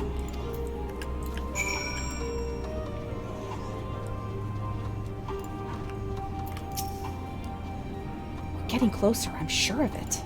At first we thought she'd gone inside the building, but the door doesn't look to have been opened in some time. She might still be nearby, so we'll keep looking around here. Then again, it's also possible that she ran right past this place. Would you mind searching up ahead? And Chewy's back. Chewy's back. He's like, why you let me go? Why you do that, Mommy? She's like, you know what time it is. Oh, now she came down. She's following behind you like your shadow. Uh-huh. She won't leave me alone upstairs. She won't? No.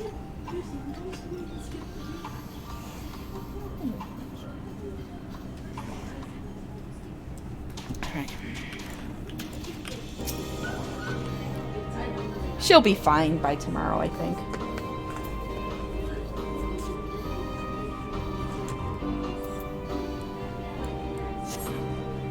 Mm-hmm. She's Daddy's girl. Daddy's little girl.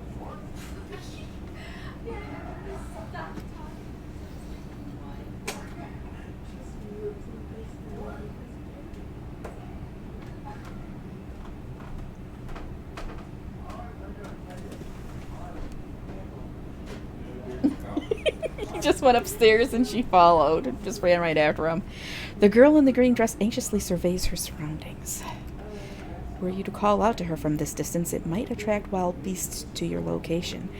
It would be safer to get closer first, but you must do so without drawing her attention. Alright, Chewy. Time to be sneaky again.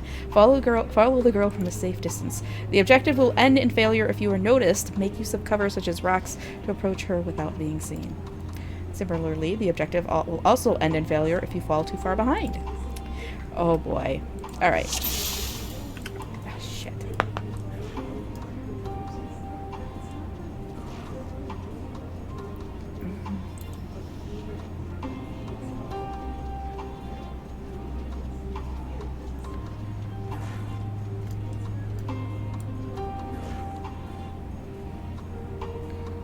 Okay, that's enough. We'll stop.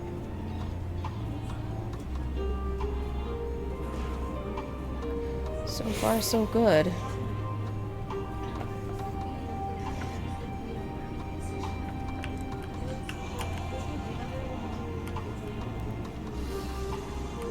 No, Chewie, stop.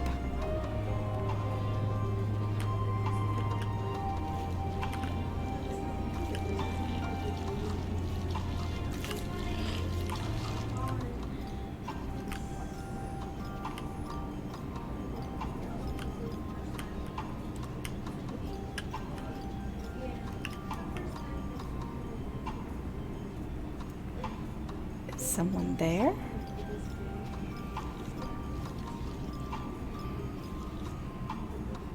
I must be imagining things.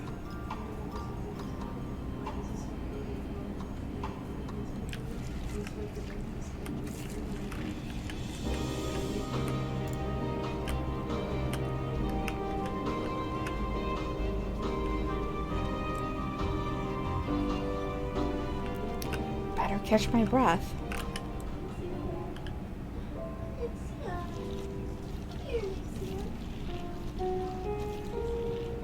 I'm surprised not one of these big monsters has eaten her yet.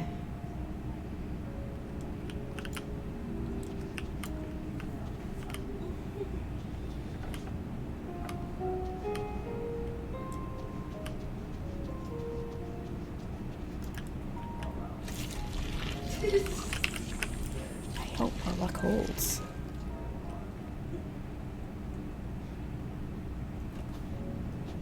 Got to keep going. They're all depending on me. Who's depending on her?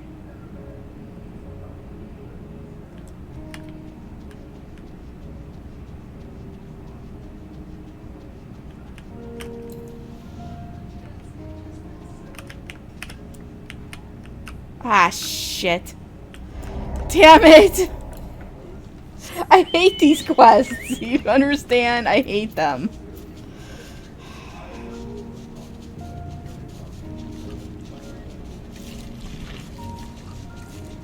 Now I gotta start this shit all over.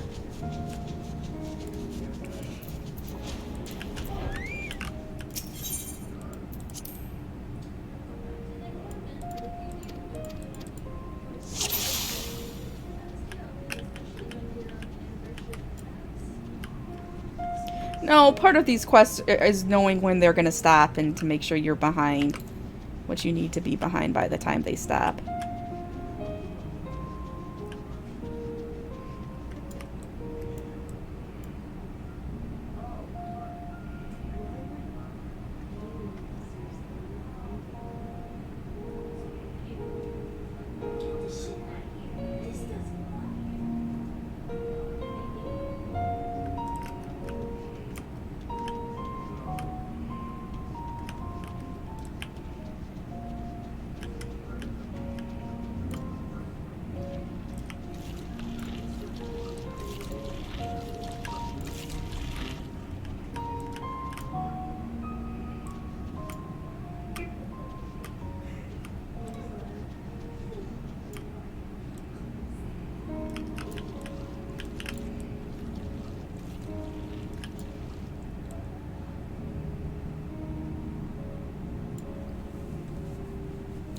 It's not soon, Chewie, soon. Soon.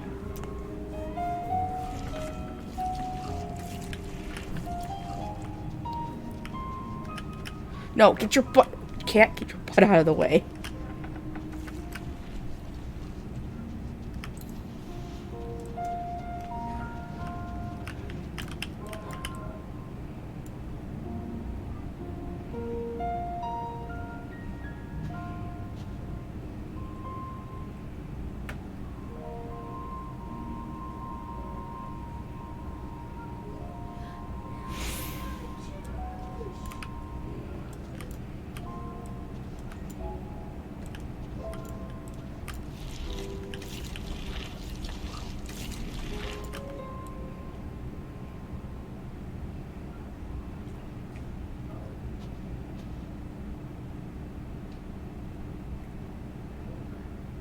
Yes, his butt was definitely in the way, and he's giving me the side eye now. Giving me the side eye.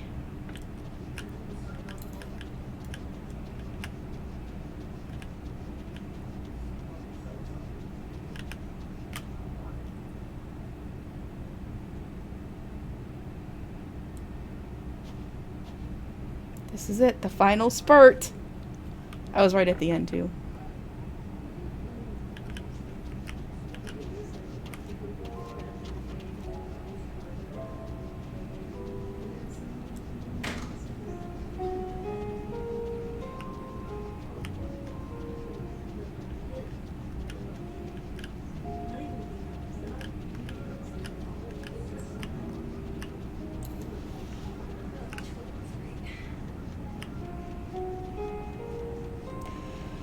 Alright, did it.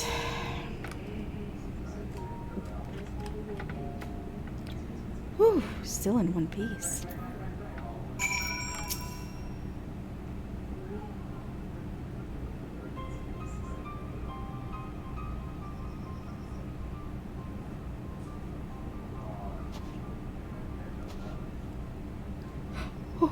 Who are you?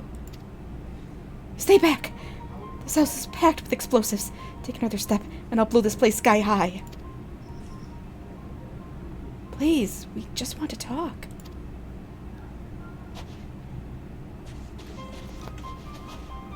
I'm Alphino. This is my sister, Alice, and our good friend, Rismark.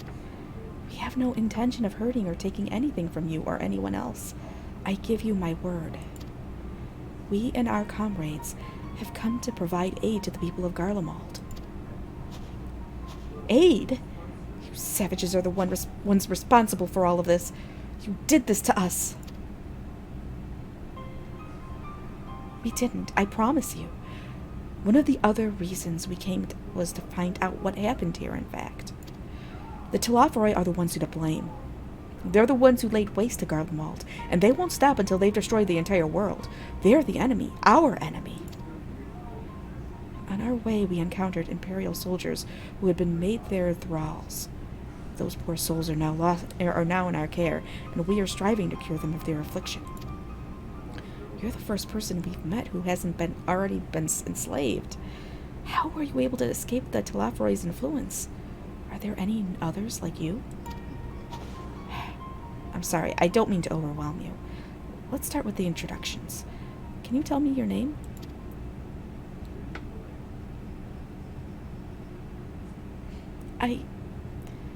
My name is Lucinia. As for how I've managed to stay sane, I've been asking myself the same question ever since that night, and the roar, that terrible roar, and then the screams. I was screaming too, I think. I'm not sure, I can't remember.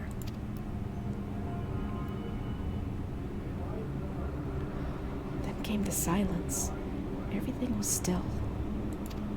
It was like waking up from a nightmare. I thought that maybe the fighting had stopped, so I stepped outside.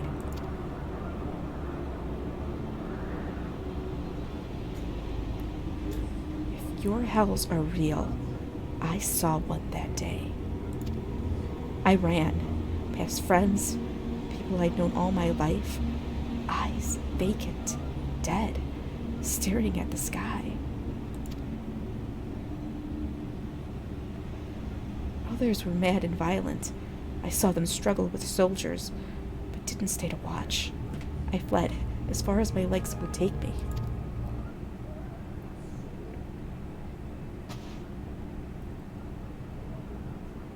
Do you have family here? Is this their home?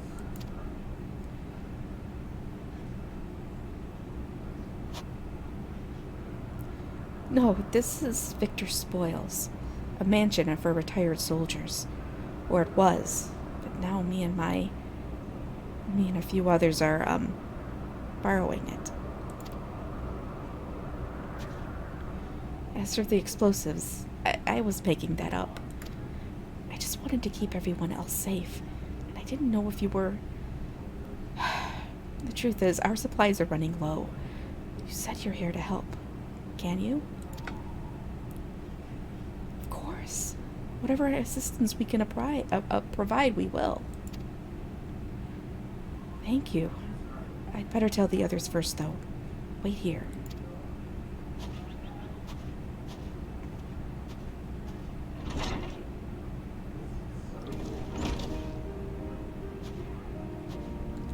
This is everyone. Zinnia says you can be trusted. But these are desperate times. We'd be fools to let foreign troops into our home. Having said that, were you to provide us with means of heating the place as a sign of a goodwill, perhaps we could take you at your word. If that is too much to ask, then leave us be. Time to put my fireword gathering skills to use. Could you provide the spark with a little magic, Alice?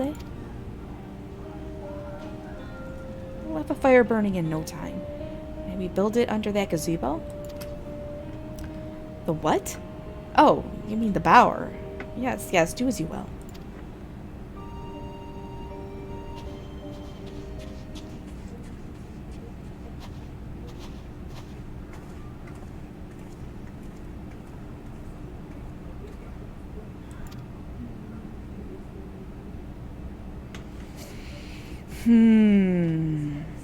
Don't give me the side eye, Chewie.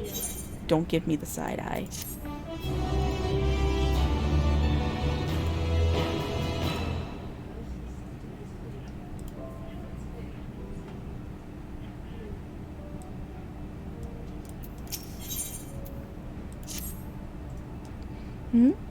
Sorry, I'm still finding it hard to come to terms with all that's happened. Now that you're here, though, I'm hoping things might change for the better. You know, I worked up quite a sweat from all that running about, so I'll leave space around the fire for the others. As you can tell, they're in a far worse state than me. We were planning to look for somewhere warmer with more food, but they're not going anywhere until we nurse them back to health, which I don't know how to do. Is there anything you can do to help them? Well, I just so happen to have all of these warming tinctures on me. What is this music?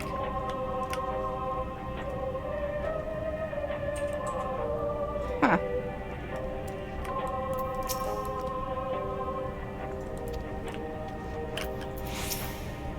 I can feel my fingers again. Yeah, he is. All's well.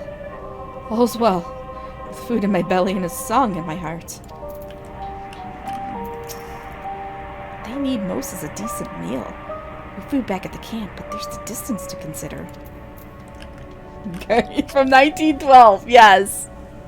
Chewie, what you doing, boo-boo? Don't you stick your tongue out at me. Don't you stick your tongue out. There's Anixia. Uh-oh. Chewie's like, Anixia's coming to take mommy's, oh god. Yes, I know. I had to fill up on my way back from, picking up my nieces. And, basically, a little more than half a tank. $50. It's crazy. It's crazy. Oh my god. I don't think I'm gonna be doing a lot of traveling this summer. I can treat their frostbite and their wounds, but it will take time for the fire to do its work. Now would be a good occasion to make use of Emma Elaine's tinctures, the ones that can warm the body from the inside out. Would you make sure everyone gets one?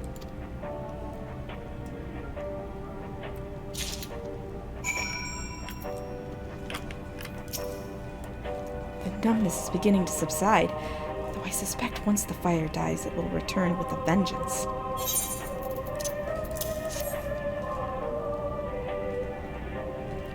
Warming tincture. Never heard of such a thing. No harm in trying. But tell me, have you heard aught of the city? Though calling it that seems absurd after what's happened. It's nothing but ruins now. The few buildings still standing offer no more than meager protection from wind and snow. Food production, water purification. The magitech that sustained us has come to a grinding halt. What machina that remains operational cannot be run for a lack of ceruleum. Of course, Cerulia Engines is full of the stuff, for all the good it does us. No one here knows the first thing about extraction and refinement. All is well. Yes, never better.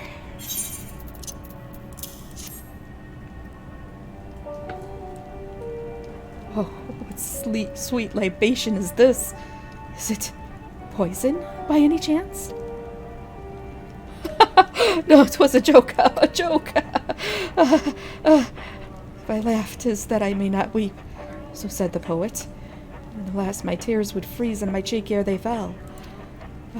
We are the blessed damned, to bear witness to the fall of the great empire, while our brethren lie dead, or live on as puppets of flesh.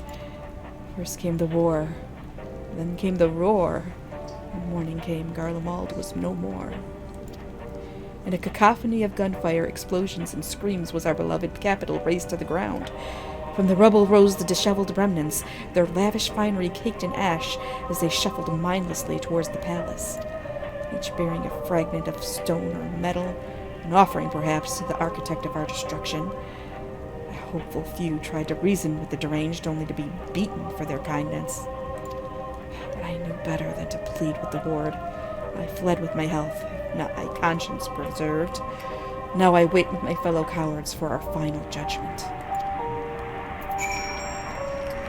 These people have been through some shit. What do you want?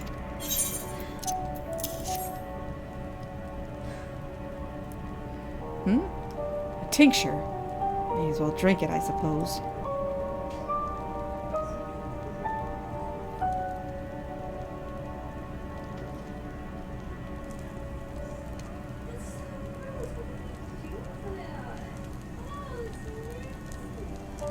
This? It's a radio. You don't have them where you come from, I take it. We use them to listen to messages sent by others, even over great distances. There are different types, but this model is by far the most popular. Made with quality components crafted with the finest ore. Sourced from Locus Aminus, it is. Not all that useful since the capital fell into ruin. People at the broadcasting station must have either fled or ended up like all the others. Because all we've been hearing is the same music, being played over and over again. Home beyond the horizon. An ode to the brave men and women sent to reclaim our ancestral homeland of Locus Aminus. We may have founded an empire in these frozen wastes, but we always hope to take back what was once ours. 'Tis a solemn reminder that though we must suffer great hardship, better days will surely come. Despite everything, I believe that Empress Valis still yet lives, and that he speaks to us through our radios. It was a cunning strategy faking his murder. He must have foreseen this catastrophe and chosen to conceal himself, that he may one day make his triumphant return. Yes, I'm sure of it. Emperor Varus would not be defeated so easily. I think these people might be a little delusional. I think so. Alright, we gotta get this to this chick.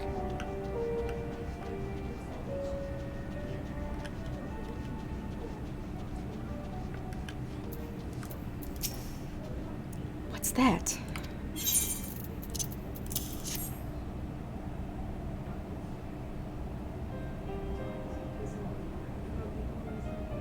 So this is what you gave the others. Thank you. I'll save it for later. Actually, I have a few things to ask you.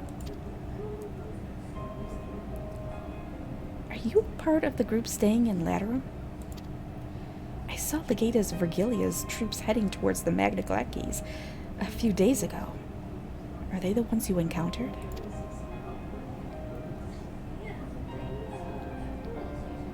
Camp Broken Glass, you call it. And Vergilia and her men are all there now? So how did you reach the Magnaglacies? Did you cross the mountains on foot?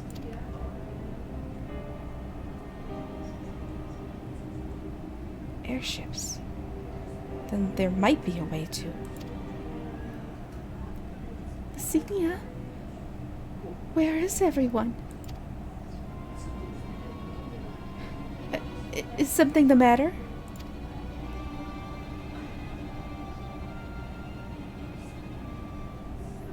A voice from inside, you say?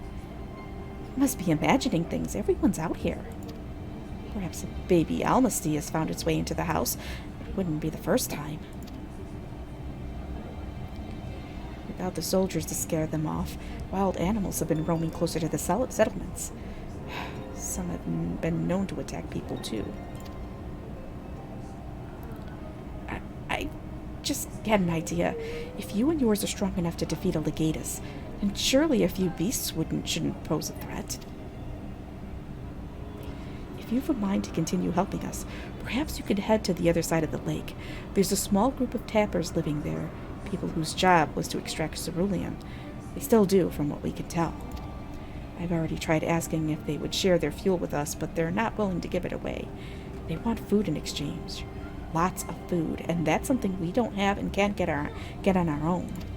On top of that, to even reach their den, we'd have to make our way past all those creatures. Would you be willing to go in our place? We only need enough ceruleum to last until the others are strong enough to travel to your camp. If the offer still stands, that is. Oh, and I don't expect you to give up your own supplies, but there might be another way to pay the tappers. Well, you best watch out for baby Almasty Swalloway. Now, if it's ceruleum you need, it's ceruleum you shall have.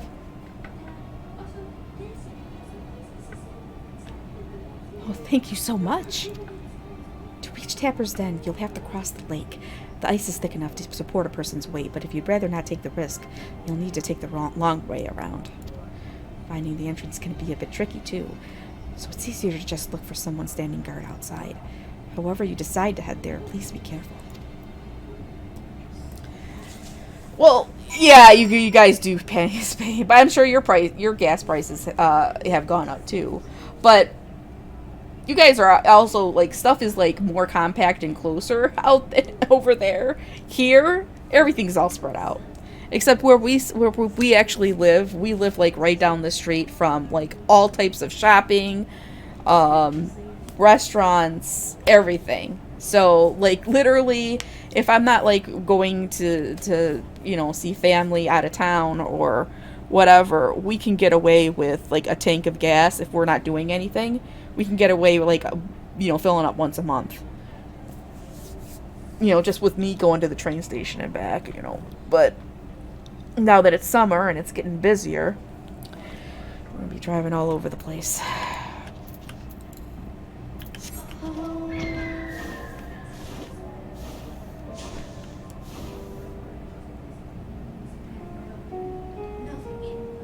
Literally, we're so spoiled because everything, like all the grocery stores, everything is within 5 minutes drive for us. And it's like, we can go a little bit further to go to another place. There's like these specialty grocery stores that are like a little bit further. We're like, no, it's too far. We don't want to go that far. We don't want to go the extra 2 minutes. We'll just go to Target or to Aldi or something, which is like right here. So spoiled.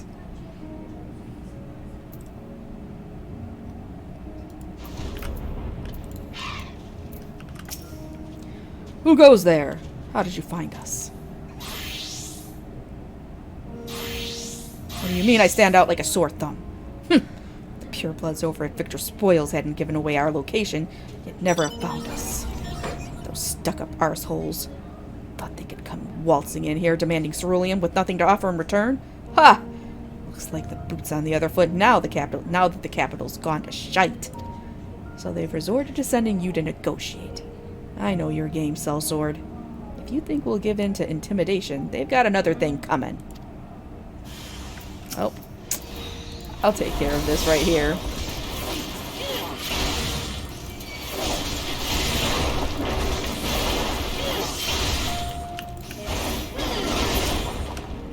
Yep. We're just gonna take care of this.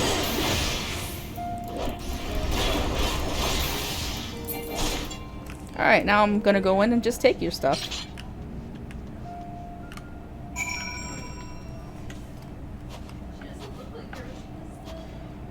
There you are. Just after you left, Yesenia asked me to go and catch up with you, in case you needed a hand. Someone must have let it slip that I have a little experience in transporting barrels of ceruleum.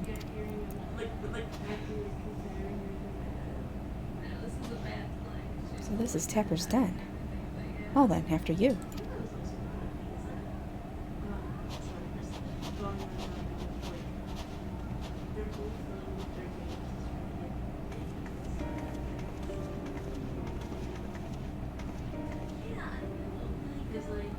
Who are you? What happened to the guards?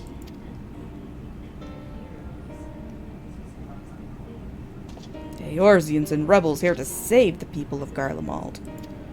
That doesn't make any goddamn sense. Why in the hells would you pass up this chance to put those Imperial bastards to the sword? Let me guess. None of you are Garlean. You were brought here from other lands? Carabania, Yanxia, Bosha, Dalamasca, to name but a few.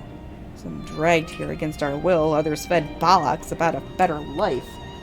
All put to work with extracting ceruleum. Oh, Nashu's back. Hi, Nashu.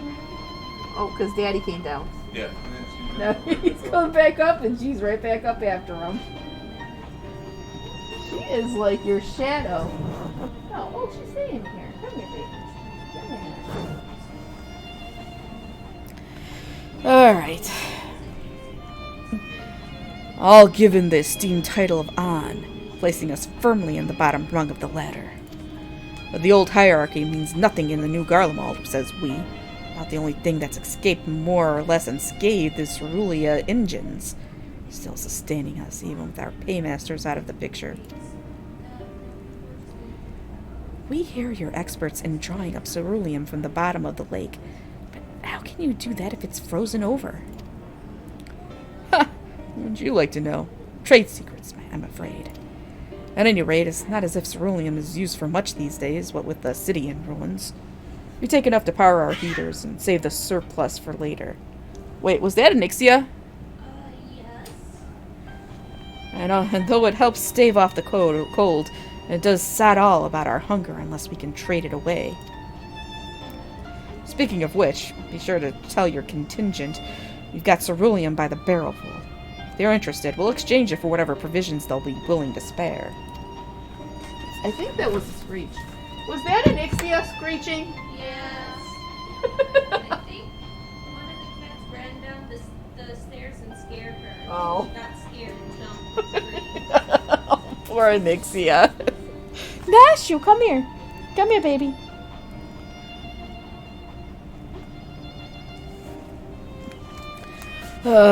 We can certainly... Oh, no, it's Alice. We can certainly ask, but if you're all free to go now, why carry on living here? Free to go where?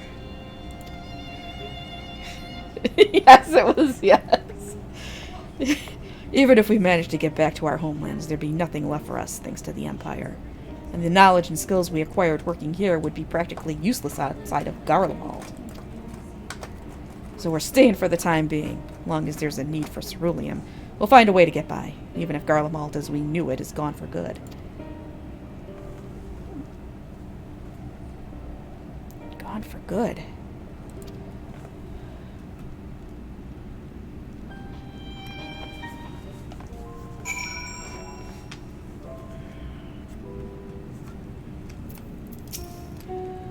Regardless of what the Ilsabard contingent does for the people of Garlicmold, the Empire itself is already a thing of the past.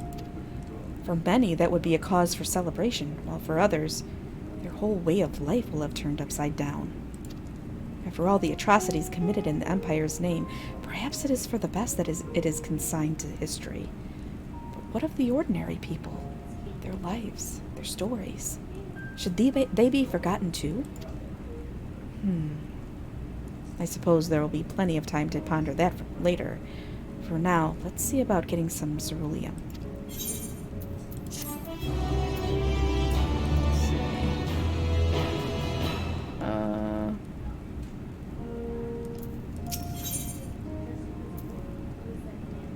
Alright.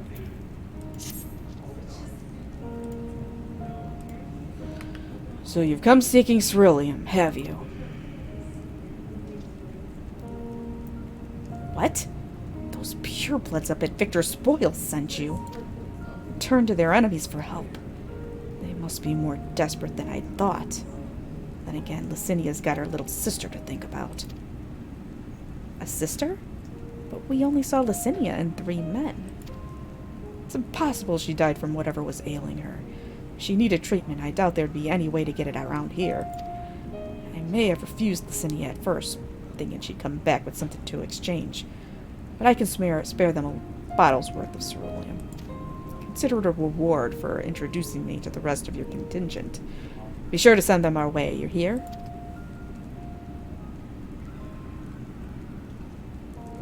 I can't for the life of me think why Licinia would keep her sister a secret from us. We can ask about that after we've delivered this ceruleum. Come on, let's hurry back.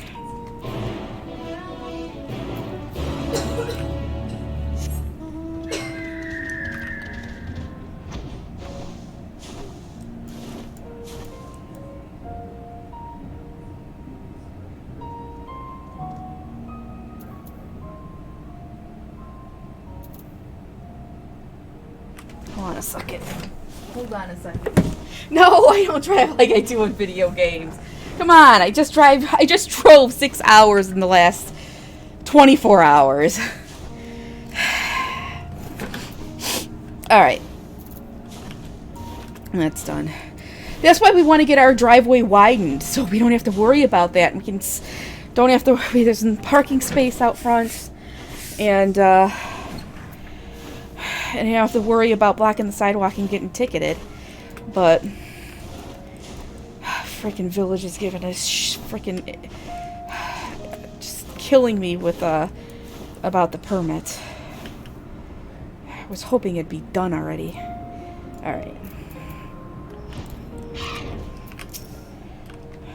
This isn't right. It's too quiet. I would have thought Alphino would still be treating them by the fire, but they're nowhere to be seen. I'll look inside the house while you search outside. They can't have gone far.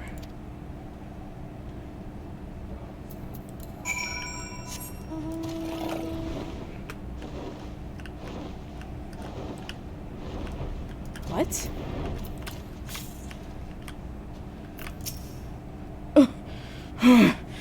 Damn it. Damn it all. What the heck?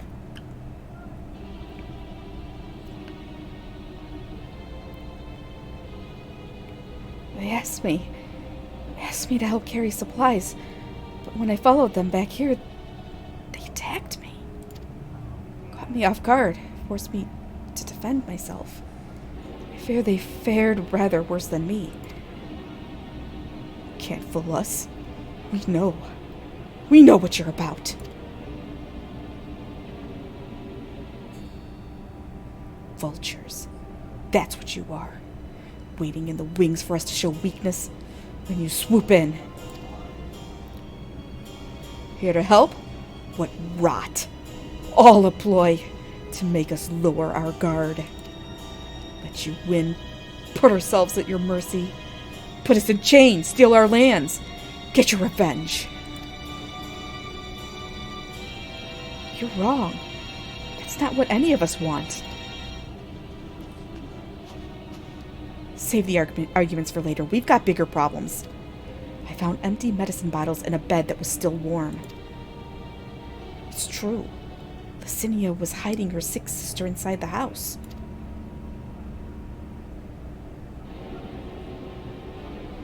But now, there's no sign of either of them. Where are they? Where did they go? Away from you and yours. And if you think I'll tell you, you're a fool. I'd never give up my people. We're trying to help them, you idiot. Her sister's ill. The empty bottles prove it. So the medicine ran out, or she put it in her pockets to make it easier to carry. To avoid the sound of clinking glass. There were beasts everywhere. How could you let them go alone? To protect them from you.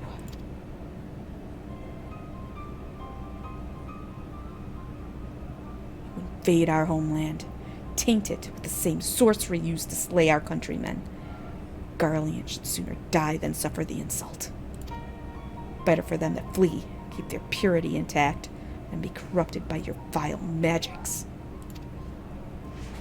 We were waiting for a chance to free them since the moment you arrived.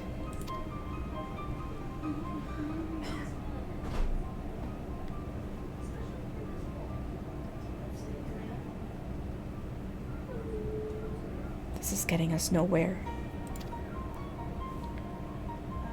I cannot say how Licinia and her sister will react when we find them, but find them we must. Go on without me, both of you.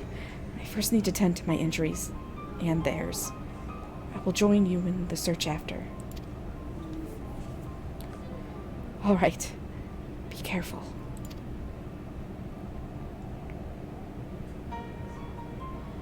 We'll do our best to find them quickly.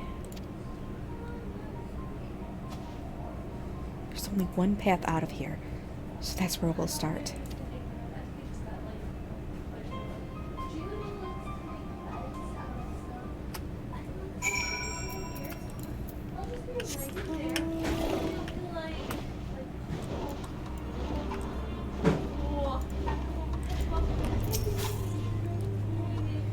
Sets of fresh footprints. Young women, judging by the size. This is definitely them. Come on.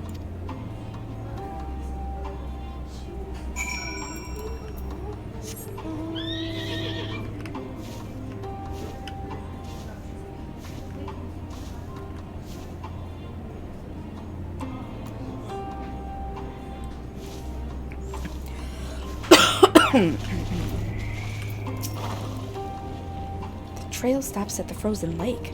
Perhaps they chose this route so as to not leave footprints. I can't think of any other reason.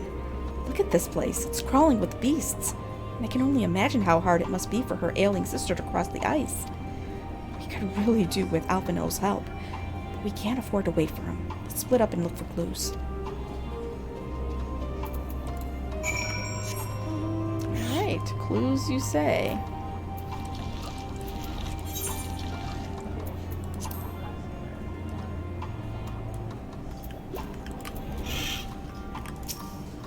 The empty bottle smells faintly of alcohol. The thin coating of dirt indicates it has been here for some time, and is unlikely to have any connection to Licinia or her sister.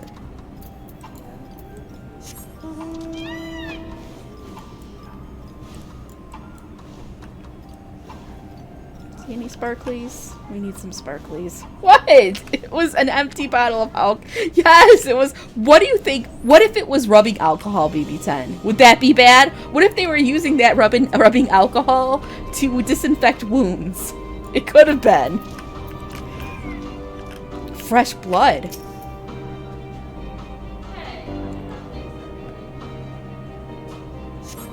The blood staining the snow appears to be fresh. Judging by the amount, the victim may have been severely wounded. The trail of blood leads southeastwards.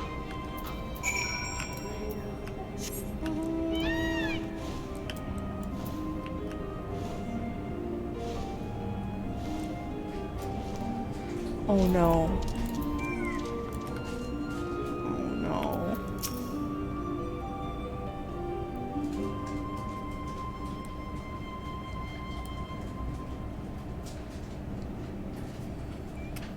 Stop. The two bodies are already cold.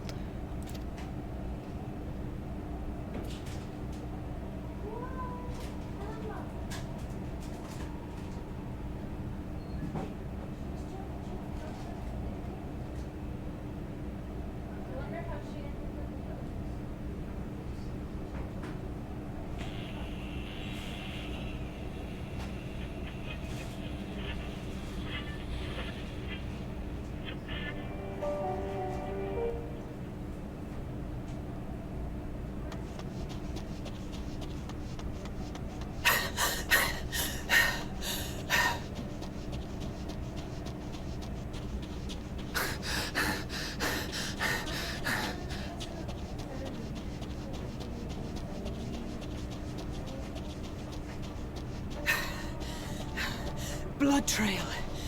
We found one. They were attacked.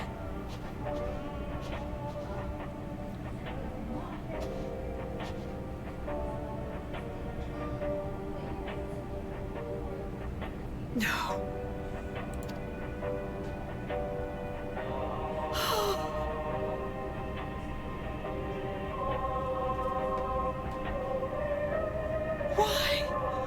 Why wouldn't it?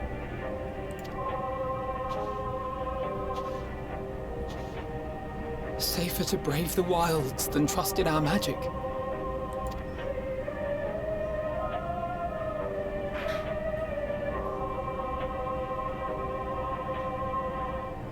We should have...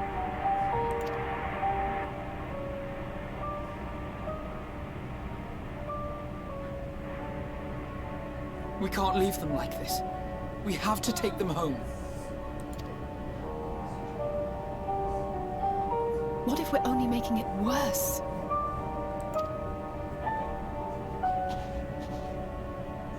Maybe we don't belong here, but neither do they. Not out here in the wind and the cold.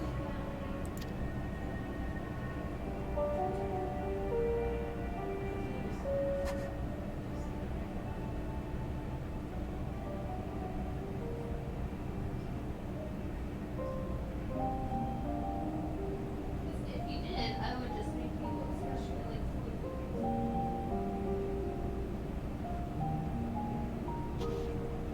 I heard the story about Varus's voice from beyond the grave.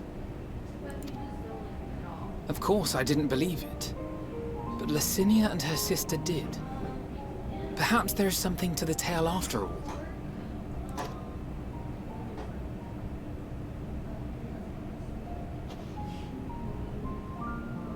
I want to understand, so I'm going to borrow this for a while, if that's all right. You had every reason not to trust us. We came as trespassers, invaders. But I pray that in time, we will be more than that to you. That we will find a way to help your loved ones. And see that no more children are left to freeze alone in the snow. I'm sorry.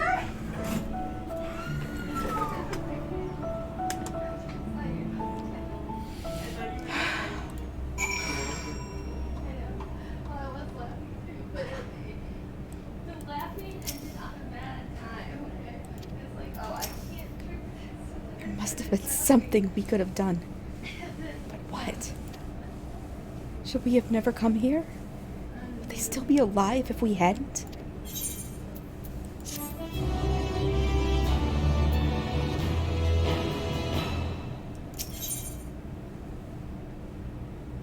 Where are we, actually? Okay. So, I actually think this is a good place to stop.